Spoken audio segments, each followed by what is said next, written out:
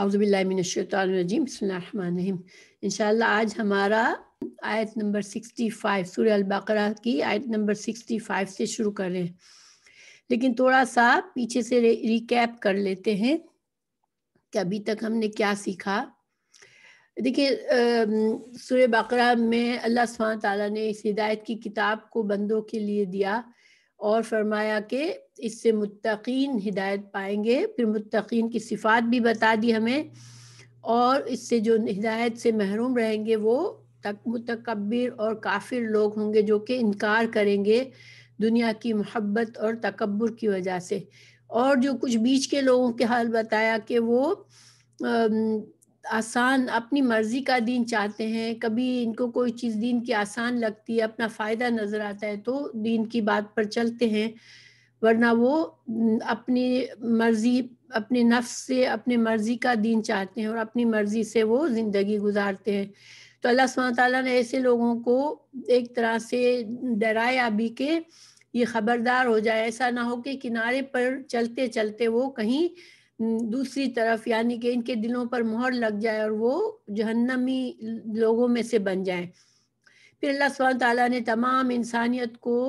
اسلام کی دعوت دی، توحید کی دعوت دی، رسالت کی اور توحید کے دلائل پیش کیے، اور اس کے بعد اللہ سبحانہ تعالیٰ اب جو ہے ہمیں پھر حضرت آدم علیہ السلام کی تخلیق کا واقعہ بتایا، اور اس میں ہمیں بہت سے سبق دیے کہ حضرت آدم اور حضرت حوا علیہ السلام کو اللہ نے علم دیا، ان کو جنت میں رکھا، لیکن شیطان جو ان کا دشمن بنا اور اس نے ان کو بہکایا پھسلایا اور جنت سے نکلوا دیا۔ گویا اس بات میں ہمیں یہ سکھایا کہ انسان جو ہے چاہے اس کے پاس علم بھی ہو، لیکن اس کا دشمن بہت خطرناک ہے اور وہ اس کو بلا دے گا اور اس کو اللہ کی نافرمانی کے کام کروائے گا اس سے، لیکن انسانوں کا جو اصل گھر ہے وہ جنت ہے۔ اور پھر حضرت آدم علیہ السلام کو جب زمین پر اتارا تو بتا دیا کہ اللہ تعالیٰ انبیاء کرام کو بھیجیں گے دنیا میں جو کہ اللہ کا پیغام لے کر آئیں گے، اور جو لوگ ان کی ہدایت کو قبول کریں گے، ان کے راستے پر چلیں گے،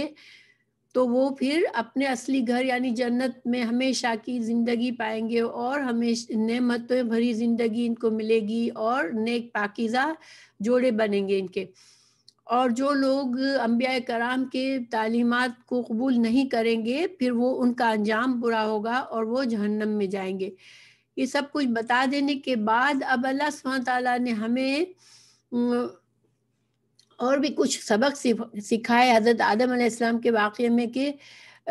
ہمارے لیے یہ سامنے رکھ دیا کہ دیکھو تم دنیا میں ہدایت کا راستہ اللہ بھیجے گا، لیکن تمہارے ساتھ دشمن ہے، تم کو اس سے محتاط رہنا ہے، اور اللہ کے دین پر جمنے کے لیے تمہیں جہاد کرنا پڑے گا، نفس کے ساتھ جہاد کرنا پڑے گا، اور جب تم کامیاب ہو جاؤ گے تو تم اپنے اصلی گھر میں جاؤ گے۔ اور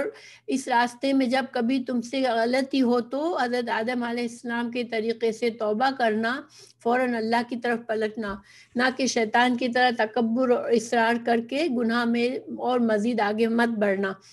یہ ساری باتیں بتانے کے بعد اب اللہ سبحانہ تعالیٰ نے پھر ہمیں اس قوم کی نمونہ ہمارے سامنے رکھ دیا جن کو اللہ تعالیٰ نے ہم سے پہلے چنی ہوئی امت بنایا، اور ان میں بے شمار انبیاء کرام نازل فرمائے، مبعوث فرمائے، ان کو شریعت دی، اور انہوں نے جو بنی اسرائیل کا قصہ بتایا کہ انہوں نے ہدایت کی وہ قدر نہیں کی، اللہ کے اس منصب جو چنا ہوا منصب ان کو دیا گیا اس کا وہ پاس نہ رکھ سکے، اور وہ بار بار نافرمانی کی طرف گئے۔ تو اللہ سبحانہ تعالیٰ نے جب عیسیٰ علیہ السلام آئے تو عیسیٰ علیہ السلام کو جب انہوں نے قتل کے منصوبے کیے تو ان سے پھر جو یہ ان کا جو منصب تھا چنی ہوئی امت کا، وہ ان کو معزول کر دیا گیا، اور امت مسلمہ کو امت وسط کا درجہ دیا ہے۔ تو اب یہ سلسلہ چل رہا ہے، اللہ سبحانہ تعالیٰ ہمیں ان کے بہت سے واقعات بتا رہے ہیں، اور ہر واقعے میں ہمارے لیے یہ سبق ہے کہ ہم ان کے برے لوگ ہیں ان کے طریقوں سے ہم بچیں، اور ان کے جو اچھے لوگ ہیں ان کے طریقے کو ہم قبول کریں۔ تو انشاءاللہ اس روشنی میں ہم آج کا سبق شروع کرتے ہیں۔ آج اللہ سبحانہ تعالیٰ ایک اور واقعہ ان کا بتائیں گے کہ کس طرح سے ان کو اللہ تعالیٰ نے ایک کام سے منع کیا، لیکن انہوں نے ہیلے بہانے کر کے اس کام کو کیا، اور پھر اللہ تعالیٰ کے غضب ان پر اللہ کا غضب نازل ہوا۔ الشیطان الرجیم، بسم اللہ الرحمن الرحیم۔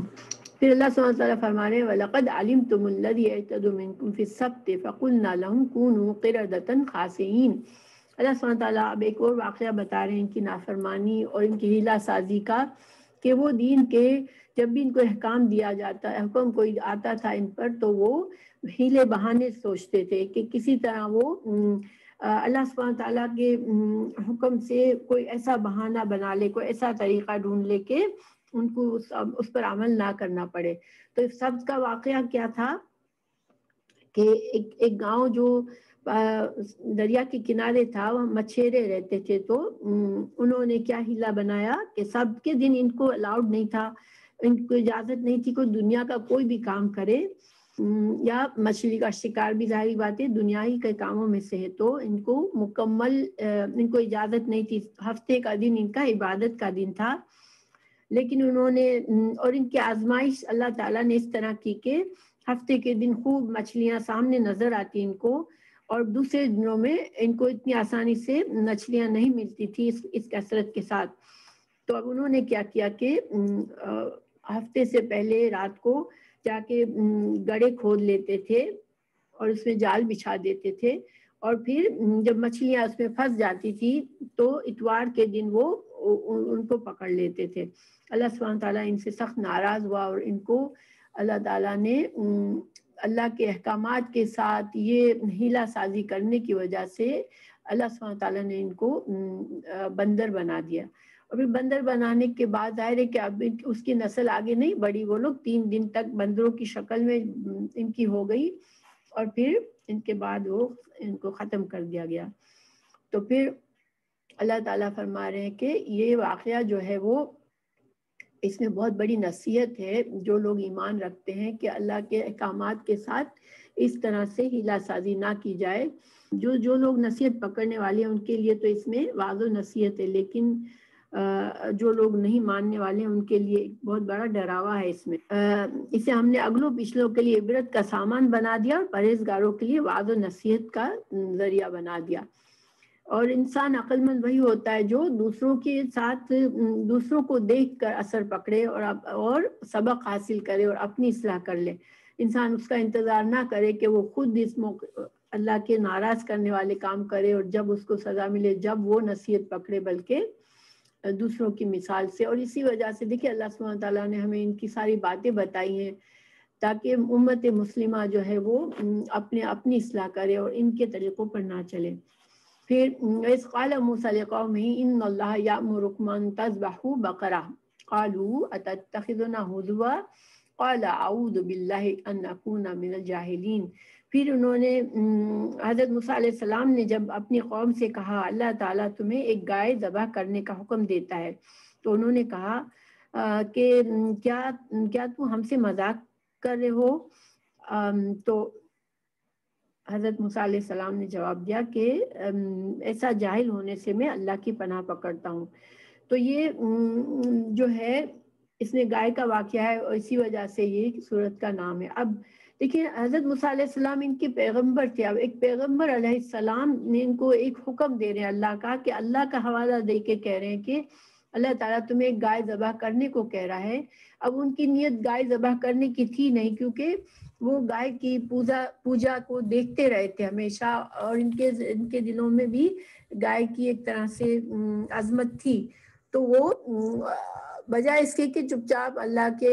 اپنے رسول صلی اللہ علیہ وسلم کی بات مان لیتے اور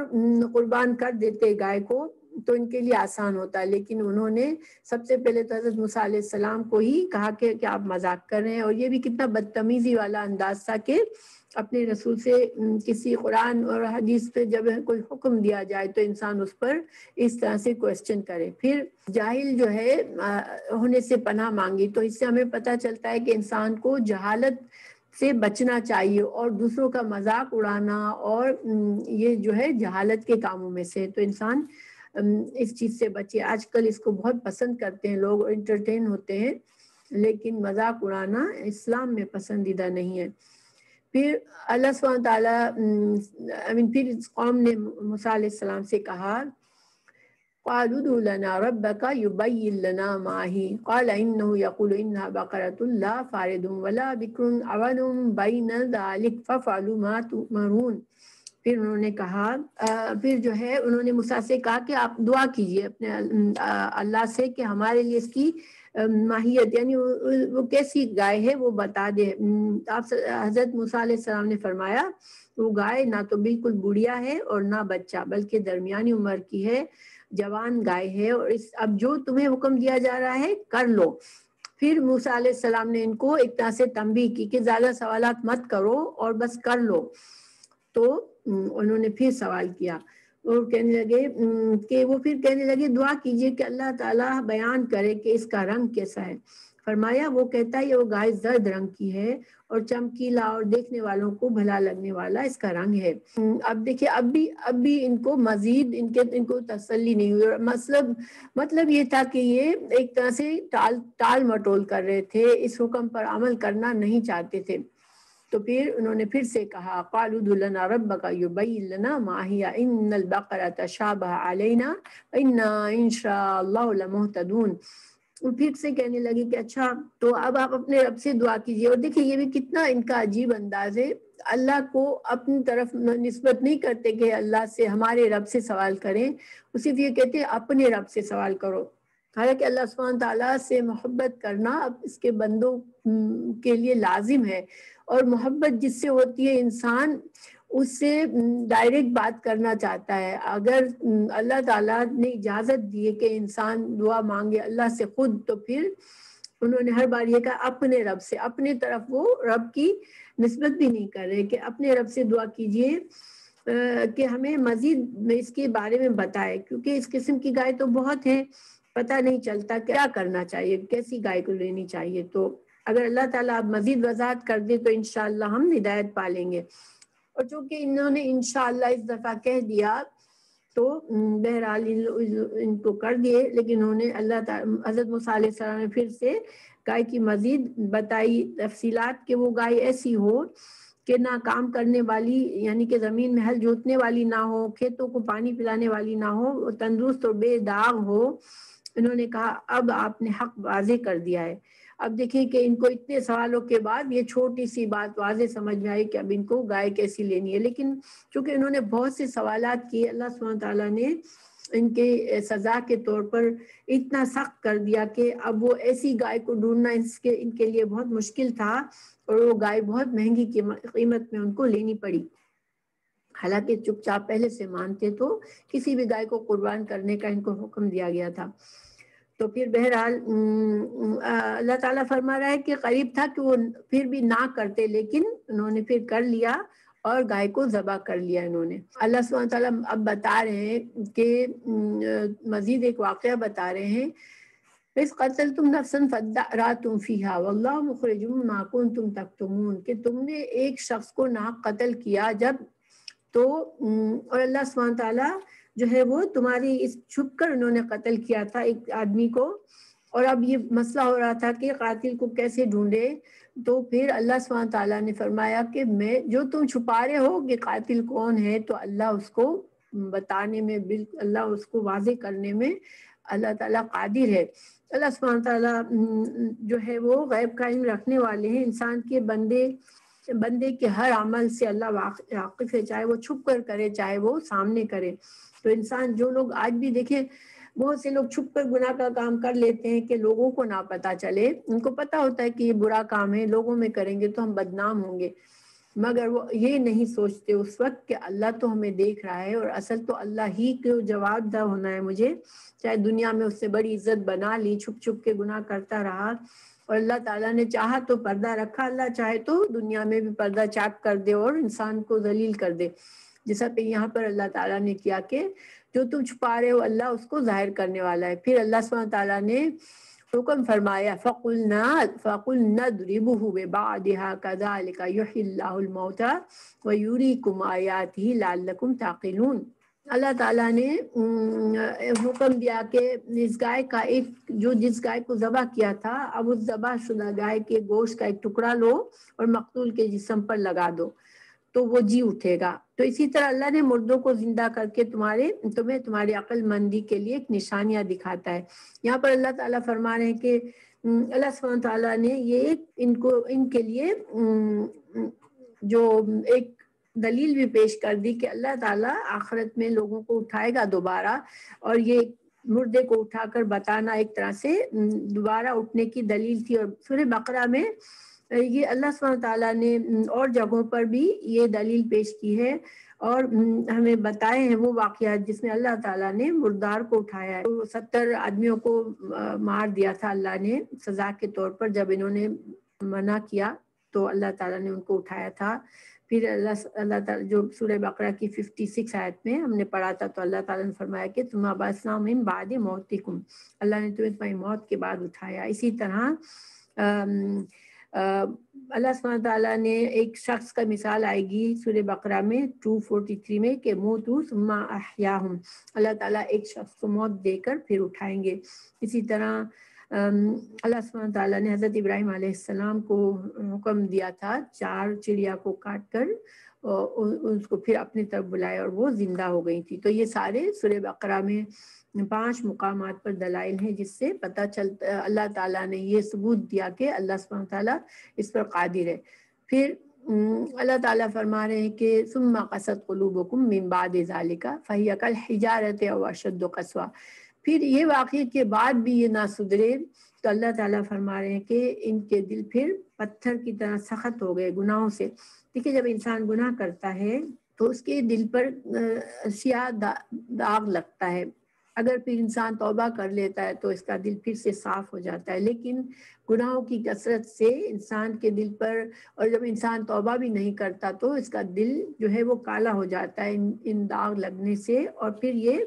دل جو ہے سخت ہو جاتا ہے، اس کے اوپر اختلاف سا چڑھ جاتا ہے جس کو اللہ تعالیٰ نے فرمایا کہ اس پر زنگ لگا دیا اللہ نے۔ دوسری جگہ ہمیں پتہ چلتا ہے کہ زنگ لگ جاتا ہے انسان کے دل پر، اور انسان جو ہے وہ پھر یہ خطرناک بات ہوتی ہے کیونکہ اس کے بعد انسان کسی طرح کی بھی ہدایت کو قبول کرنے کے قابل نہیں رہتا،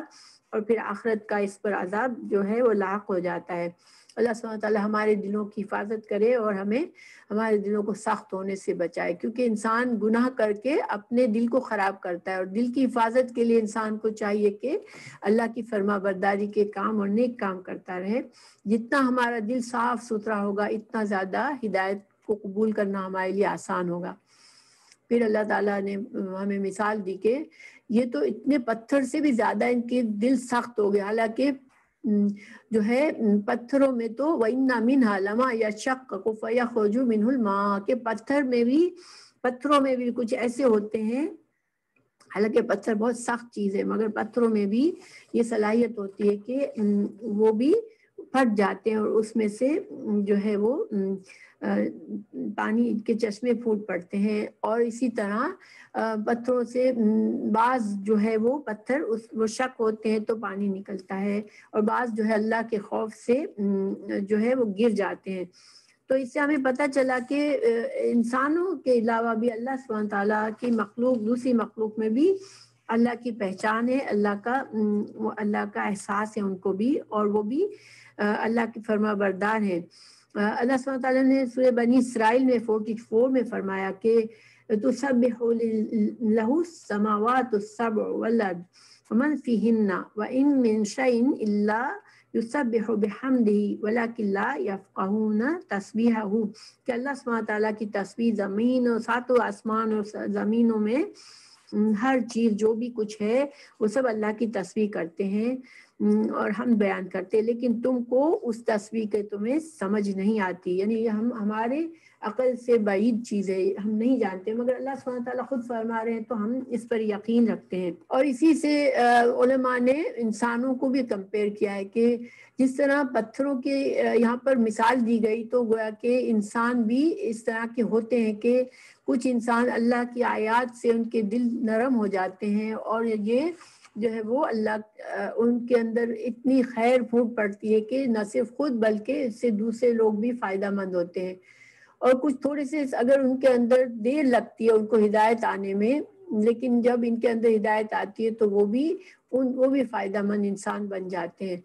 اور کچھ بہت ہی سخت دل ہوتے ہیں تو وہ بھی کبھی ان کے ساتھ زندگی میں حادثہ ہوتا ہے تو وہ بھی اللہ کی طرف پلٹ آتے ہیں۔ تو بہرحال اللہ سبحانہ تعالیٰ ہمیں ان لوگوں میں سے بنائے جن کے دل ہدایت کو قبول کرنے والے ہوتے ہیں۔ پھر اللہ تعالیٰ مومنوں سے فرما رہا ہے افتطمعون ان يؤمنوا لكم وقد كان فريق منهم يسمعون كلام الله ثم يحرفونه من بعد ما عقلوه وهم يعلمون، کہ کیا مومنوں سے، کیونکہ جب مدینہ میں مسلمان گئے تو ان کو بڑی امیدیں تھی کہ یہودی جو کہ اہل کتاب ہے اور اللہ کے دین کو سمجھتے ہیں تو وہ جلدی سے ایمان لے آئیں گے۔ تو اللہ سبحانہ تعالیٰ بتا رہے ہیں کہ یہ سب کچھ باتیں ہم نے قرآن میں بتا دی یہودیوں کے بارے میں، اب بھی تم کو یہ امید ہے کہ یہ تمہاری باتوں پر ایمان لے آئیں گے، جبکہ یہ تو ایسا کرتے ہیں کہ وہ اللہ کے کلام کو سنتے ہیں اپنی تورات میں بھی، پھر بھی اس کو بھی بدل دیتے ہیں، اور جب ان کو یعنی کہ سمجھتے بوجھتے جانتے بوجھتے وہ اللہ کے احکامات میں تحریف کرتے ہیں۔ تو جب جو انسان اس حد تک گر جاتا ہے ان سے پھر تم کیا امید رکھتے ہو؟ اللہ تعالیٰ فرمانے اذا لقوا الذین آمنوا قالوا آمنا واذا خلا بعضهم الى بعض قالوا اتحدثونهم بما فتح الله علیکم لیحاجوکم به عند ربکم افلا تعقلون۔ اللہ تعالیٰ فرما رہے ہیں کہ جب ایسے لوگ ایمان والوں سے ملتے ہیں، کیونکہ منافقت مدینہ میں جب اللہ صلی اللہ علیہ وسلم آئے تو منافقت نے جنم لیا تھا، اور بہت سے لوگ دل میں کفر رکھتے ہوئے ایمان کا اظہار کرتے، تو اللہ تعالیٰ ان کی وضاحت فرما رہے ہیں کہ یہ ایسے لوگ ہیں جو اپنے ایمان کو ظاہری طور پر مسلمانوں میں ظاہر کرتے ہیں، لیکن جب آپس میں ملتے ہیں تو وہ ایک دوسرے سے کہتے ہیں کہ خبردار وہ باتیں مت بتاؤ جو تورات میں ہیں، اور ہمیں تورات میں، یعنی کہ اللہ تعالیٰ نے چونکہ تورات میں رسول اللہ صلی اللہ علیہ وسلم پر ایمان لانے کا اور آپ صلی اللہ علیہ وسلم کی نشانیاں بتائی تھی، تو کہتے تم ایسی باتیں مت بتاؤ جس کی وجہ سے وہ مسلمان جو ہے وہ اللہ کے نزدیک آخرت میں تمہارے خلاف دلیل پیش کرے کہ ہاں ان یہودیوں کو تو پتا تھا کہ حق کیا ہے، پھر بھی انہوں نے نہیں مانا تھا۔ میرا اللہ تعالیٰ فرما رہے ہیں اولا یعلمون ان اللہ یعلم ما یسرون وما یعلنون۔ اللہ تعالیٰ فرما رہے ہیں ان کو اتنی سمجھ نہیں ہے کہ اللہ سبحانہ تعالیٰ تو تمام علم رکھتا ہے، چاہے وہ اپنے سینوں میں چھپائے ہوئے ان کے جو بھی ان کے اندر جو چھپی ہوئی گندگی ہے وہ اس کو بھی اللہ جانتا ہے، اور یہ لوگ جس بات کا اظہار کرتے ہیں وہ بھی اللہ جانتا ہے کہ وہ کس حد تک سچ ہے۔ تو اللہ سبحانہ تعالیٰ سے کچھ چھپا ہوا نہیں ہے۔ وہ آیت نمبر 78 سے شروع کریں گے انشاءاللہ۔ شروع کرتے ہیں۔ اعوذ باللہ من الشیطان الرجیم، بسم اللہ الرحمن الرحیم۔ وَمِنْهُمْ أُمِّيُّونَ لَا يَعْلَمُونَ الْكِتَابَ إِلَّا أَمَانِيَّ وَإِنْهُمْ إِلَّا يَظُنُّونَ۔ اللہ سبحانہ تعالیٰ، ہم ابھی تک بنی اسرائیل کے بارے میں واقعات پڑھ رہے ہیں، اور یہ واقعات جو ہیں وہ ضروری نہیں ہے کہ سارے اسی ترتیب سے واقعات پیش آئے جس ترتیب سے قرآن میں بتائے گئے ہیں، کیونکہ قرآن میں یہ مقصد نہیں ہے کہ واقعات کو ہمیں ایک قصہ یا کہانی نہیں سنانی، بلکہ اللہ سبحانہ تعالیٰ جب جس جگہ پر جس چیز سے سبق حاصل کرنا مناسب ہوتا ہے اس بات کو اسی حد تک وہاں پر ذکر فرماتے ہیں، تاکہ یہ قرآن سے ہم ان کے واقعات سے ہم پوری طرح سے نصیحت حاصل کر سکیں۔ اور ساتھ ہی ساتھ چونکہ وہاں پر یہ جب آیات کا نزول ہو رہا تھا تو بنی اسرائیل جو ہے یہود کے 3 قبیلے مدینہ میں موجود تھے، تو ان کو بھی دعوت دی جا رہی ہے، دعوت اسلام دی جا رہی ہے، اور ان کو ان کے باپ دادا کے برے افعال کو بتایا جا رہا ہے، اور ان کے جن باتوں پر اللہ ان سے ناراض ہوا وہ بتایا جا رہا ہے، تاکہ وہ ایمان لے آئے، کیونکہ اگر وہ لوگ ایمان لے آتے تو اس کا مطلب ہے کہ ان کے آنے والی نسلوں کے لیے آسان ہو جاتا رسول اللہ صلی اللہ علیہ وسلم کے پیغام کو ماننا اور قبول کرنا۔ تو ہم یہاں پر اللہ سبحانہ وتعالیٰ فرما رہے وَمِنْهُمْ أُمِّيُّونَ لَا يَعْلَمُونَ الْكِتَابَ، کہ ان میں سے بعض ان پڑھ ایسے بھی ہیں جو کہ کتاب کے صرف ظاہری الفاظ کو ہی جانتے ہیں اور صرف گمان اور اٹکل پر ہی ہیں۔ یعنی کہ اب یہاں پر جو جنرل یہودیوں کا جو طریقہ تھا اس پر بتا رہے ہیں، اور اس میں پرانے اور نئے سب شامل ہیں جو رسول اللہ صلی اللہ علیہ وسلم کے زمانے میں تھے۔ ان کا بھی یہی تھا کہ کتاب یعنی تورات کا علم جو ہے وہ یہ سمجھتے تھے صرف علماء ہی کا کام ہے کہ علماء تورات کو سمجھیں اور پھر وہ ہمیں جو بھی بتا دیں گے ہم اس کو مانیں گے۔ تو عام لوگ جو ہوتے تھے وہ تورات کو سیکھنا سکھانا ان کو اپنے لیے ضروری نہیں سمجھتے تھے۔ تو اللہ سبحانہ تعالیٰ نے ایسے لوگوں کو امیون کہا۔ تو امی کا مطلب ہوتا ہے ایسا شخص جس کو کوئی نہیں ہے، ماں کے پیٹ سے جیسے پیدا ہوا ہے اسی طرح سے جاہل، جو علم سے جاہل ہوتا ہے، جس کو علم کوئی نہیں ملا ہوا ہوتا اس کو امی کہتے ہیں۔ اب دیکھیں ضروری نہیں ہے کہ وہ لوگ ان پڑھ تھے، ان کو دنیا کا علم ہو سکتا ہے کہ بہت زیادہ ہو، مگر انہوں نے اب تورات کی اللہ کی کتاب کا علم نہیں حاصل کیا تھا، تو اللہ سبحانہ تعالیٰ نے ان کو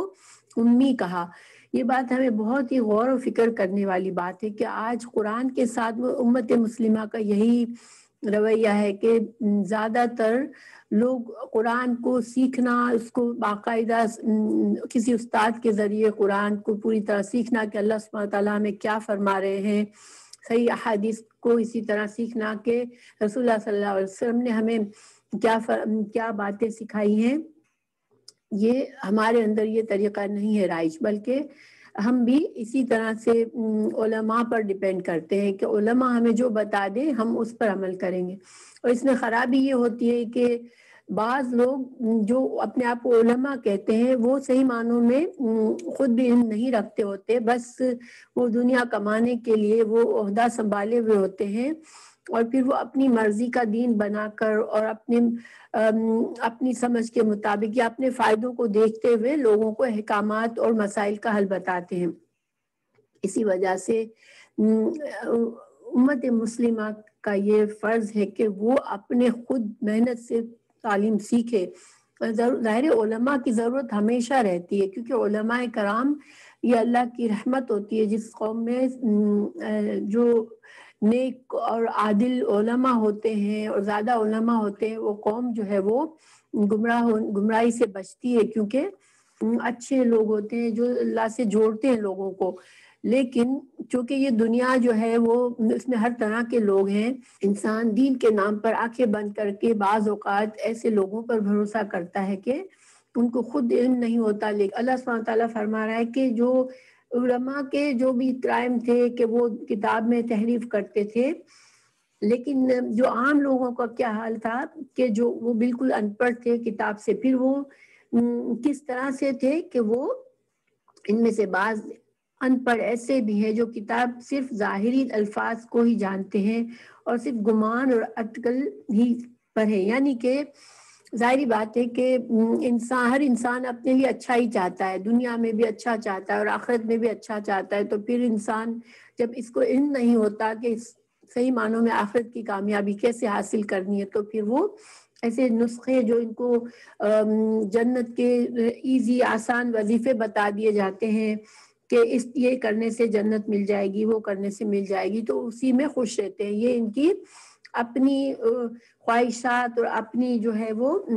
تمناؤں کا نتیجہ ہوتا ہے۔ اللہ سبحانہ تعالیٰ فرما رہے ہیں کہ اب آگے اللہ سبحانہ تعالیٰ ان کے علماء کے اوپر تنقید کر رہے ہیں۔ فَوَيْلٌ لِّلَّذِينَ يَكْتُبُونَ الْكِتَابَ بِأَيْدِيهِمْ ثُمَّ يَقُولُونَ هَٰذَا مِنْ عِندِ اللَّهِ لِيَشْتَرُوا بِهِ ثَمَنًا قَلِيلًا فَوَيْلٌ لَّهُم مِّمَّا كَتَبَتْ أَيْدِيهِمْ وَوَيْلٌ لَّهُم مِّمَّا يَكْسِبُونَ۔ اللہ سبحانہ تعالیٰ یہاں پر ایک وعید ہے ان علماء پر جنہوں نے جو دین کی بات اور لوگوں سے چھپاتے ہیں اور یہاں پر جو یہود کے علماء تھے ان پر ہے اصل بات، کی آیات ان کے لیے ہے کہ وہ کیا چھپاتے تھے کہ اپنی کتاب میں وہ حقائق چھپاتے تھے جس سے رسول اللہ صلی اللہ علیہ وسلم کی نبوت ثابت ہوتی اور ان کے لوگ ایمان لے آتے، کیونکہ جب مدینہ میں آپ صلی اللہ علیہ وسلم آئے تو ان کے علماء نے پہچان لیا آپ صلی اللہ علیہ وسلم کو کہ یہ اللہ کے سچے نبی ہیں، تو انہوں نے پھر وہ باتیں چھپا دی اپنی کتاب کی جو عام لوگوں کو اگر پتہ چلتی تو شاید وہ ایمان لے آتے۔ تو اللہ سبحانہ تعالیٰ نے یہاں ان کو بڑی دھمکی دی ہے کہ ویل ہے ان کے لیے۔ ویل کیا ہے؟ ویل کا مطلب ہلاکت، بہت زیادہ ہلاکت بھی ہے، لیکن یہاں پر ایک اور معنی جو حدیث سے ثابت ہے وہ امام احمد اور ترمذی کی حدیث ہے، جہنم کی وادی کا نام ہے جس کی گہرائی 40 سال، یعنی اتنی گہرائی ہے کہ ایک کافر کو جب اس میں ڈالا جائے گا تو 40 سال تک وہ اس میں گرتا ہوا اس کے آخر تک پہنچے گا، یعنی اتنی زیادہ گہرائی ہے اس کی۔ ان کا چونکہ ان کا جرم بھی بہت بڑا ہے، یہ اللہ کی کتاب کا علم رکھتے ہوئے حق کو چھپا رہے ہیں، تو پھر ان کا اتنا بڑا ان کے لیے سزا بھی ہے۔ پھر دوسرا یہ لوگ ایسے یہ کرتے ہیں کہ وہ اپنے ہاتھ سے کتاب میں باتیں لکھتے ہیں اور پھر کہتے ہیں کہ یہ اللہ کی طرف سے ہے، اور ان کا مقصد صرف یہ ہوتا ہے کہ اس سے دنیا کے فائدے حاصل کرے، لوگوں سے پیسہ لے کر ان کی مرضی کے فتوے ان کو دے۔ تو اللہ سبحانہ تعالیٰ فرما رہے ہیں کہ ان کے ہاتھوں کی لکھائی کو اور ان کی کمائی کو ہلاکت اور افسوس ہے۔ تو یہ ظاہری بات ہے کہ جس قدر یہ بڑا جرم ہے اس قدر بڑی اس کی سزا کے لیے اللہ سبحانہ تعالیٰ نے یہاں پر خبر دی ہے۔ پھر یہ ان کے عقیدہ جس کی وجہ سے وہ اتنے گمراہی میں گرے ہوئے تھے، ان کا عقیدہ کیا تھا؟ وَقَالُوا لَن تَمَسَّنَا النَّارُ إِلَّا أَيَّامًا مَعْدُودَةً قُلْ أَتَّخَذْتُمْ عِندَ اللَّهِ عَهْدًا فَلَن يُخْلِفَ اللَّهُ عَهْدَهُ أَمْ تَقُولُونَ عَلَى اللَّهِ مَا لَا تَعْلَمُونَ۔ تو یہ کہتے ہیں کہ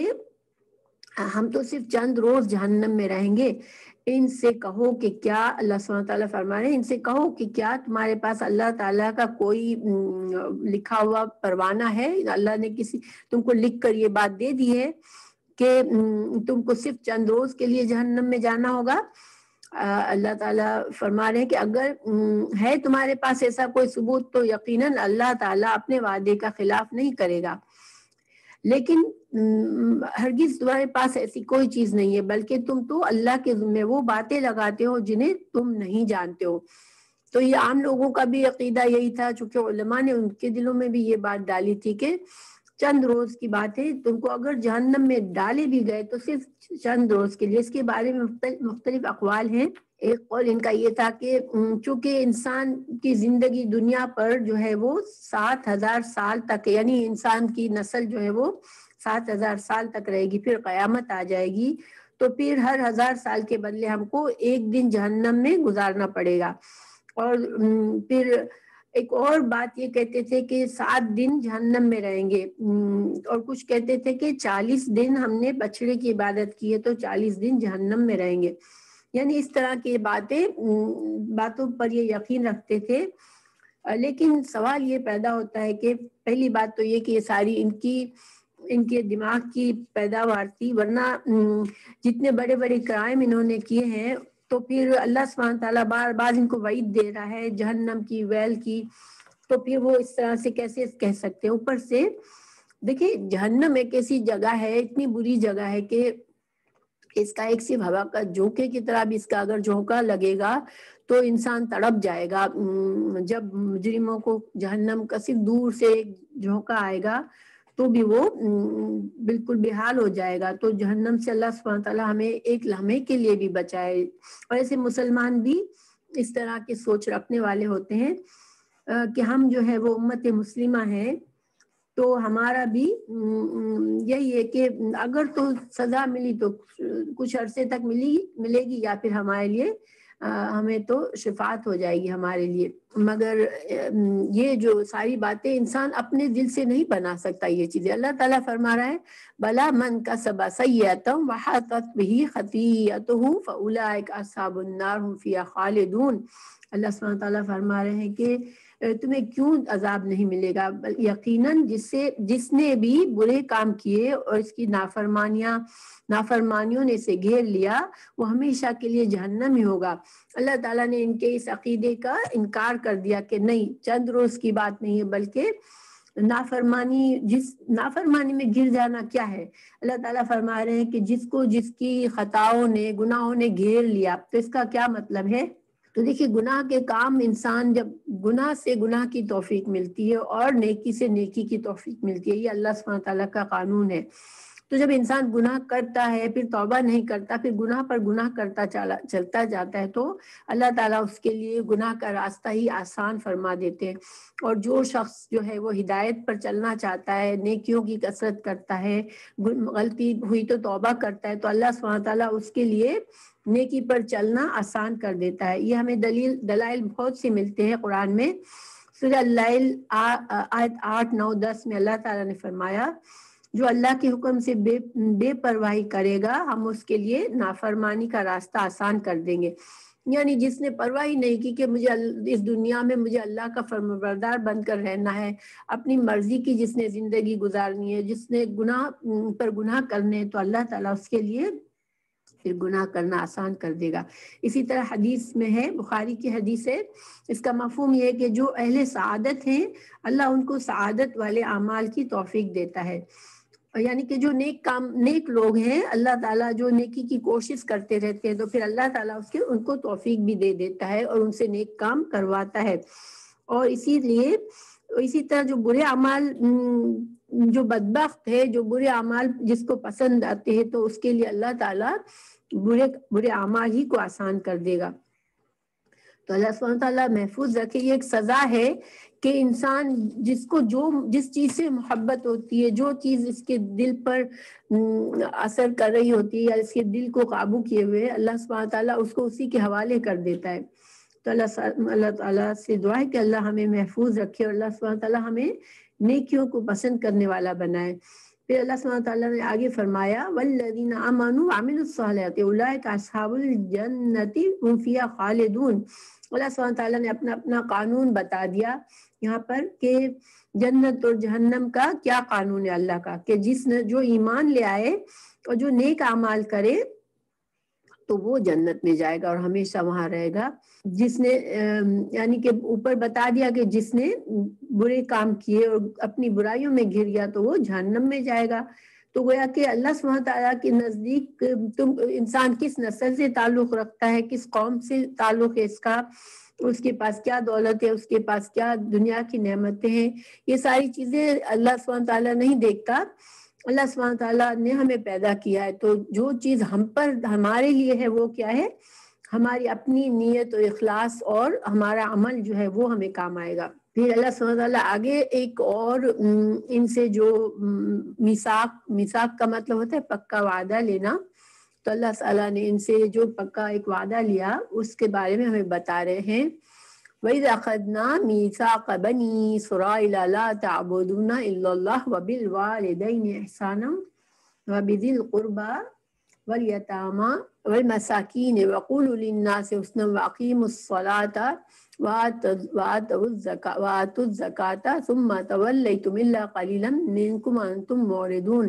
اللہ سبحانہ تعالیٰ فرما رہے ہیں کہ یاد کرو بنی اسرائیل، جب تم سے وعدہ لیا گیا تھا کہ تم اللہ تعالیٰ کے سوا دوسرے کی عبادت نہ کرو گے اور ماں باپ کے ساتھ اچھا سلوک کرو گے، اور اسی طرح قرابت داروں، یتیموں، مسکینوں کے ساتھ اور لوگوں سے اچھا سلوک کرو گے اور اچھی بات کرو گے، لوگوں سے نماز قائم کرو گے اور زکوٰۃ ادا کرو گے۔ اور نماز اور زکوٰۃ کا یہ حکم بنی اسرائیل کا ہے، تو گویا کہ ان کے لیے بھی یہ عبادتیں فرض تھی۔ پھر اللہ تعالیٰ فرمایا لیکن تھوڑے سے لوگوں کے علاوہ تم سب پھر گئے اور منہ موڑ لیا۔ تو یہ جو وعدہ ہے اس میں اسلام کے بنیادی احکامات ہیں، اور اللہ سبحانہ تعالیٰ نے امت مسلمہ سے بھی اسی قسم کا وعدہ سورہ النساء کی آیت 36 میں لیا ہے۔ تو عبادات اور معاملات میں جو بنیادی احکامات ہیں وہ ان کی شریعت میں بھی جو تھے وہی ہمارے لیے بھی، اسی طرح نماز اور زکوٰۃ بھی۔ ہاں طریقہ ظاہر ہے کہ شریعت کا تھوڑا مختلف ہو سکتا ہے، لیکن یہ عبادات ان کے لیے بھی فرض تھی، ہمارے لیے بھی فرض ہے، اور اللہ سبحانہ تعالیٰ نے یہ سارے احکامات تمام بندوں کے لیے پسند فرمائے ہیں جو اس آیت میں بتائے۔ تو اس میں دیکھیں غور کرنے کی بات یہ ہے کہ اللہ سبحانہ تعالیٰ نے اپنی عبادت کے لیے کہا، اور پھر عبادت کے بعد سب سے پہلے اللہ کی توحید اور اللہ کی عبادت، اس کے بعد اور یہ ہر نبی نے اپنی امت کو یہ بنیادی حکم دیا، اور اس کے بعد جو ہے وہ والدین کے ساتھ اس سے سلوک، تو والدین کا اللہ تعالیٰ نے اتنا درجہ رکھا ہے کہ کئی بار اللہ تعالیٰ نے قرآن میں اللہ کی عبادت کے بعد جو اگلا حکم دیا ہے وہ والدین کے ساتھ اس نے سلوک کا حکم دیا ہے، اور بہت سی احادیث میں اس کی فضیلت بتائی گئی ہے، اور والدین کی نافرمانی اور ان سے برا سلوک پر عذاب سے بھی ڈرایا گیا ہے۔ تو والدین کی اطاعت جو ہے وہ بے حد ضروری ہے اور اس سے کوتاہی نہیں کی جا سکتی۔ تو اس کے بعد جو ہے معاشرے کے اور کمزور لوگ جو ہوتے ہیں، یتیم اور مسکین، اور ان سب کا بھی حق ہوتا ہے ہم پر۔ اللہ تعالیٰ اگر کسی کو اچھا رزق دیا ہے، کسی کو اچھی جگہ پہ رکھا ہے تو، اور رشتہ داروں کا بھی اسلام میں بہت زیادہ حق ہے، اور رشتوں کو جوڑنے سے صلح رحمی کے بہت سے اجر و ثواب بتائے گئے ہیں۔ پھر یتیموں مسکینوں کے ساتھ اس نے سلوک، اور لوگوں سے اچھی بات کرنا۔ دیکھیں یہ زبان جو ہے نا انسان کی، اس سے انسان بہت سی نیکیاں کما سکتا ہے، اور انسان اپنی زبان سے برباد و تباہ اور جہنم میں جا سکتا ہے، کیونکہ زبان کے گناہ بہت آسانی سے ہوتے ہیں۔ تو انسان ہمیشہ اگر اللہ کا ڈر ہے اس کے دل میں تو وہ لوگوں سے اچھی بات کرے، ورنہ پھر خاموش رہے۔ تو اسلام کی جو نماز اور زکوٰۃ کی عبادت بھی پچھلی شریعتوں میں آئی، تو اور جو اسلام میں بھی ہم حدیث کے مطالعے سے ہمیں پتہ چلتا ہے کہ اگر کوئی انکار کر دے کہ نہیں میں نہیں مانتا کہ میں نماز پڑھنے کو میں نہیں مانتا، میں اچھا انسان ہوں، میں مسلمان ہوں، مگر نماز کو ضروری نہیں سمجھتا، یا میں زکوٰۃ کو ضروری نہیں سمجھتا، تو اس کے ایمان کامل نہیں ہے۔ حضرت ابوبکر صدیق نے بھی ان کے عہد خلافت میں ایسے لوگوں سے باقاعدہ جہاد کر کے ان سے جو لوگ مطیع ہو گئے تو انہوں نے زکوٰۃ کا قبول کیا دینا، ورنہ ان کو اسی طرح ٹریٹ کیا گیا جیسے کہ وہ مسلمان نہیں ہے۔ تو انسان زکوٰۃ اور نماز اور مسلمان اسلام کے بنیادی عقائد کا اگر انکار کرتا ہے، اپنی سستی سے کبھی کرنا کبھی نہ کرنا وہ بھی برا ہے اور اس میں بھی گناہ ہے، لیکن اگر ان چیزوں کا پوری طرح انکار کرنا اور ان سے مکمل طور پر ان کو نہ کرنا اور ان کو چھوڑ دینا، ان کے بارے میں فکر بھی نہ کرنا، یہ ایمان کو خطرے میں ڈالنے والی چیز ہے اور ایمان سے اسلام سے نکل جانے والی بات ہے۔ پھر اگلی آیت میں اللہ سبحانہ وتعالیٰ فرما رہے ہیں وَإِذَا أَخَذْنَا مِيثَاقَكُمْ لَا تَسْفِكُونَ دِمَاءَكُمْ وَلَا تُخْرِجُونَ أَنفُسَكُمْ مِنْ دِيَارِكُمْ ثُمَّ أَقْرَرْتُمْ وَأَنْتُمْ تشہدون۔ تو پیچھے بھی اللہ تعالیٰ نے فرمایا کہ یہ سارا پکا عہد لینے کے بعد تم نے منہ موڑ لیا اور ان چیزوں پر عمل نہیں کیا، اور پھر تم سے ایک اور وعدہ لیا گیا تھا کہ تم جو ہو وہ اپنے لوگوں کا خون نہیں بہاؤ گے، یعنی بنی اسرائیل جس طرح مسلمان بھائی بھائی ہیں اسی طرح بنی اسرائیل کو بھی منع کیا گیا تھا کہ دوسرے ہم مذہب کا قتل کرنا، اس کا خون بہانا جو ہے وہ کبیرہ گناہ ہے، منع ہے۔ اسی طرح سے نہ ہی ان کو بے گھر کرنا، ان کو کسی سے لڑ کر اس کو بے گھر کرنا بھی ان کے لیے حرام تھا۔ تو یہ وعدے پر بھی انہوں نے اقرار کیا، لیکن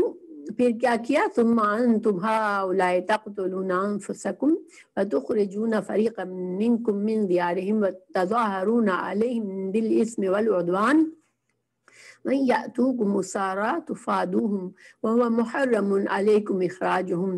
أَفَتُؤْمِنُونَ بِبَعْضِ الْكِتَابِ وَتَكْفُرُونَ بِبَعْضٍ فَمَا جَزَاءُ مَن يَفْعَلُ ذَلِكَ مِنكُمْ إِلَّا خِزْيٌ فِي الْحَيَاةِ الدُّنْيَا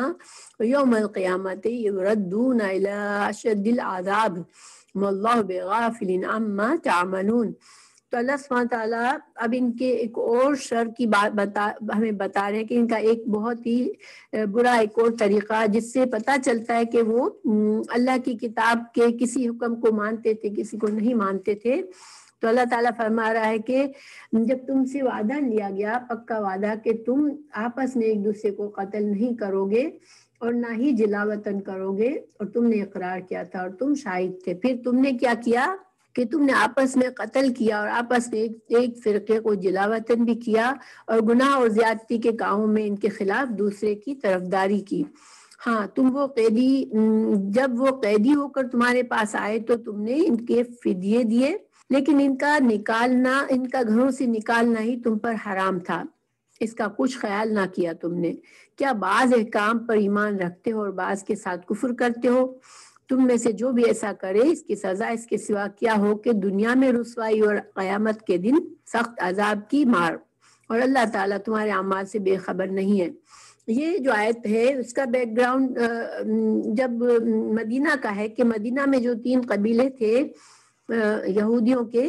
ان کے نام تھے بنو قینقاع، بنو نذیر اور بنو قریظہ،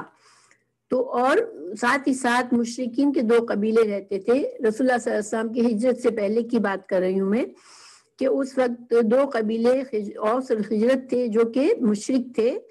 اور 3 قبیلے یہود کے تھے۔ اب حلیف، پہلے زمانے میں حلیف کا سسٹم ہوتا تھا، کہ کیونکہ قبائلی سسٹم تھا، کوئی سینٹرل گورنمنٹ تو نہیں ہوتی تھی، تو ہر قبیلہ اپنے لیے ایک حلیف بنا لیتا تھا، اور جب یہ حلیف بن جاتے تھے ایک دوسرے کے تو پھر ایک دوسرے کی مدد کرتے تھے جنگ میں، اگر کوئی خطرہ ہوتا تھا تو اپنے حلیف سے مدد لیتے تھے۔ تو جو یہودی تھے 3 قبیلے، بنو قریظہ جو تھے وہ اوس کے حلیف، اور بنو قینقاع اور بنو نذیر جو تھے وہ خزرج کے حلیف تھے۔ اب اوس اور خزرج میں جنگ ہوتی رہتی تھی، یہ 2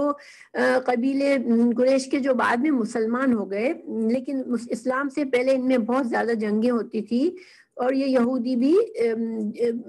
ان میں بھی کافی جنگیں ہوتی تھی۔ تو پھر جب جنگ ہوتی تھی تو وہ کیا کرتے تھے کہ اپنے بھائیوں کو گھر سے بھی نکالتے تھے، ان کے گھروں کو لوٹ لیتے تھے اور ان کو قتل کرتے تھے۔ پھر جب وہ جنگی قیدی بن جاتے تھے تو پھر وہ ان کا فدیہ دیتے تھے اور کہتے تھے کہ ہماری کتاب میں لکھا ہوا ہے کہ ہم اگر کوئی یہودی کسی کا قیدی بن جائے تو اس کا فدیہ دے کے اس کو چھڑاؤ۔ تو گویا کہ وہ اپنی مرضی سے، حالانکہ ان کی کتاب میں یہ بھی لکھا ہوا تھا کہ تم اپنے بھائی سے جنگ نہیں کرو گے اور اپنے یہودی بھائی کو اس کے گھر سے نہیں نکالو گے، تو یہ 2 کام تو وہ آسانی سے کر لیتے تھے، اور پھر وہ فدیہ دے کے چھڑانے کا کام کر کے خود کے نیک بننے کا اعلان کرتے تھے۔ اللہ تعالیٰ نے فرمایا کہ یہ صحیح طریقہ نہیں ہے دین کا، کہ انسان اللہ کے کچھ احکامات کو مانے اور کچھ کی کھلی خلاف ورزی کرے۔ دین جو ہے پورے کا پورا انسان کو اپنی فرما برداری کا اظہار کرنا ہے، اللہ کے ہر حکم کو ماننا ہے۔ تو جو لوگ، اللہ سبحانہ تعالیٰ فرما رہے کہ اللہ غافل نہیں ہے، جو تم یہ کر رہے ہو اس سے تم کو دنیا میں بھی رسوائی ملے گی اور ذلت ملے گی، اور آخرت میں بھی تم کو عذاب دیا جائے گا۔ اب دیکھیں یہاں پر تھوڑا سا ہم اپنے امت مسلمہ پر بھی غور کرتے ہیں کہ آج بہت سے مسلمان جو ہیں وہ جانتے بوجھ سے بہت سے اسلام کے احکامات کو چوز کرتے کہ وہ ان پر عمل کرنا ضروری نہیں سمجھتے، بس ڈیسائیڈ کر لیتے کہ ہمیں یہ کام نہیں کرنا اور ہمیں یہ کام کرنا ہے۔ یہ جو ہے نا، یہ صحیح اسلام نہیں ہے، اور اللہ سبحانہ تعالیٰ کو یہ پسند نہیں، اور یہ اللہ کو بہت ناراض کرنے والی بات ہے۔ اللہ سبحانہ تعالیٰ ہمیں محفوظ رکھے اور ہمیں پوری طرح سے دین میں داخل ہونے کی توفیق عطا کرے، آمین۔ تو پھر اللہ سبحانہ تعالیٰ نے آگے فرمایا اولئک الذین اشتروا الحیات الدنیا بالآخرہ، کہ جو انسان، جو قوم جو خود کو اللہ کی فرما بردار کہتی ہو اور پھر وہ اس طرح کے کام کرے کہ وہ اپنی دنیا کے فائدے کے لیے کچھ احکامات کو مانے اور کچھ کو چھوڑ دے، تو پھر اللہ سبحانہ تعالیٰ فرما رہے ہیں کہ ان کے لیے عذاب ہے اور ان کو مدد نہیں کی جائے گی۔ یہ سخت وعید ہے، اللہ سبحانہ تعالیٰ محفوظ رکھے کہ انسان جانتے بوجھتے ہوئے بھی اللہ سبحانہ تعالیٰ کے کچھ احکامات مانے اور کچھ کو چھوڑ دے۔ پھر اللہ سبحانہ تعالیٰ مزید بتا رہے ہیں وَلَقَدْ آتَيْنَا مُوسَى الْكِتَابَ وَقَفَّيْنَا مِن بَعْدِهِ بِالرُّسُلِ وَآتَيْنَا عیسیٰ ابن مریم البینات وأیدناہ بروح القدس فکلما جاءکم رسول بما لا تہوی انفسکم استکبرتم ففریقا کذبتم وفریقا تقتلون۔ اللہ سبحانہ تعالیٰ فرما رہے ہیں کہ اللہ تعالیٰ نے حضرت موسیٰ علیہ السلام کو اللہ تعالیٰ نے تورات دی، اور ان کے بعد کئی رسول پے در پہ بھیجے، اور حضرت عیسیٰ علیہ السلام کو بھی آخری عیسیٰ علیہ السلام بنی اسرائیل کے آخری نبی تھے، تو ان کو بھی بہت سے معجزات دیے، اور روح القدس یہاں پر حضرت جبرائیل ہیں، تو حضرت جبرائیل علیہ السلام کے ذریعے حضرت عیسیٰ علیہ السلام کو بہت سے معجزات دیے، اور حضرت عیسیٰ علیہ السلام جو تھے وہ مردوں کو زندہ کرتے تھے، اور بیماروں کو شفا دیتے تھے، اندھے کو، پیدائشی اندھے کو آنکھیں آ جاتی تھی، یہ سب کچھ اللہ کے اذن سے ہوتا تھا۔ اور اللہ سبحانہ تعالیٰ کے جو روح القدس جو جبرائیل علیہ السلام ہیں، ان کی مدد بھی شامل ہوتی تھی اللہ کے اذن سے۔ تو مگر تم کیا کرتے تھے، یہ سارے انبیاء کے ساتھ تم نے کیا کیا کہ تم کو جب کوئی بات کسی نبی کی پسند نہیں آتی تھی تو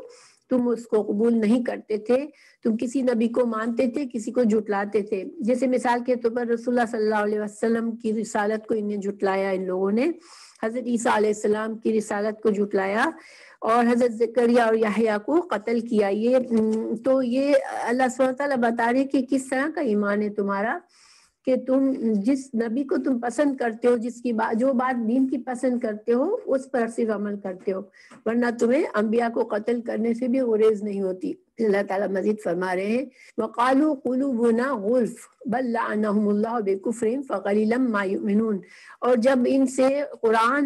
کا نزول ہوا اور ان کو کہا گیا کہ تم قرآن کو مانو، تو انہوں نے کہا نہیں، ہمارے دل پر تو پردے ہیں، ہمارے دل جو ہے وہ آپ کی آپ صلی اللہ علیہ وسلم سے یہ کہتے تھے کہ ہمارے دل پر آپ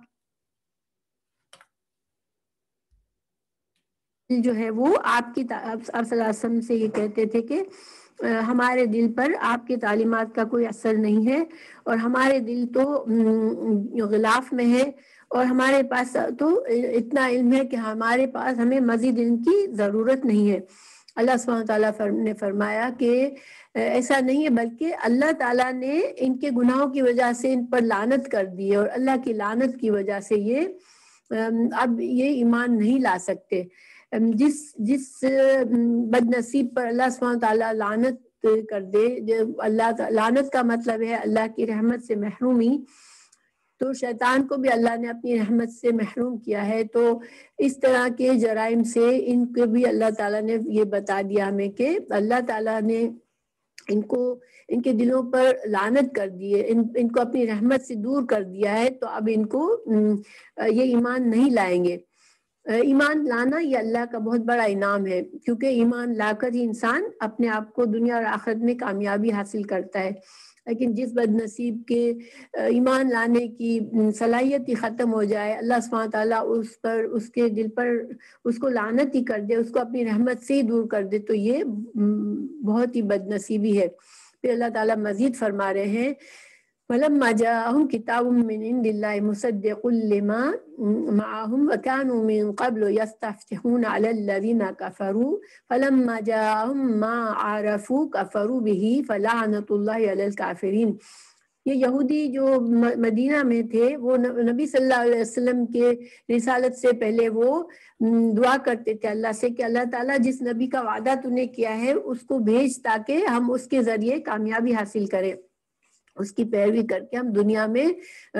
بڑا مقام حاصل کرے۔ اور وہ یہ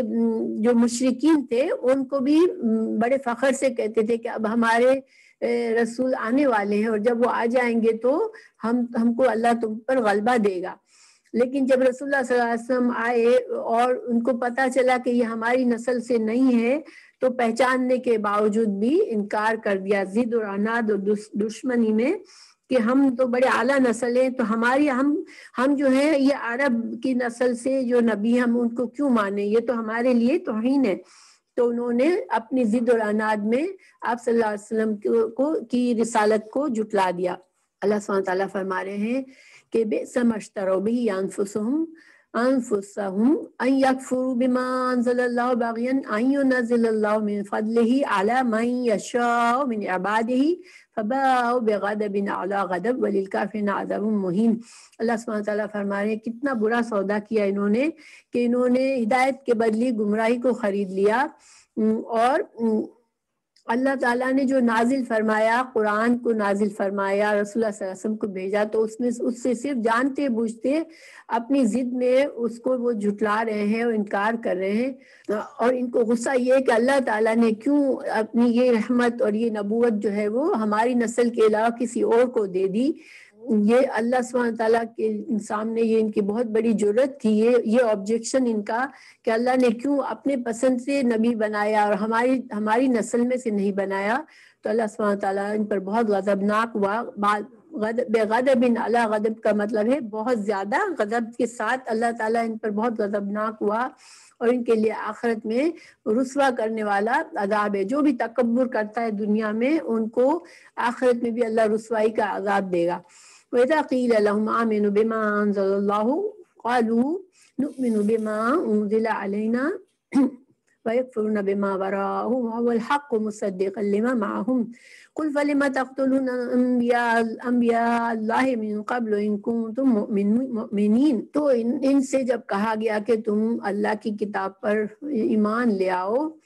اللہ نے جو نازل فرمایا اس کو قبول کرو، انہوں نے کہا نہیں، ہم کو جو بھی ہم پہلے تورات میں دے دیا گیا بس وہی ہمارے لیے کافی ہے، اس کے علاوہ ہم کسی اور کو نہیں مانیں گے۔ اللہ تعالیٰ نے فرمایا کہ تم تورات پر بھی کب عمل کرتے تھے؟ تم نے تو تورات کو بھی حالانکہ قرآن جو ہے وہ تورات کی تصدیق کرنے والی کتاب ہے، تورات میں جو احکامات ہے قرآن میں اللہ تعالیٰ نے اس کی تصدیق فرمائی ہے، اور تم جانتے ہو یہ، تو تم تو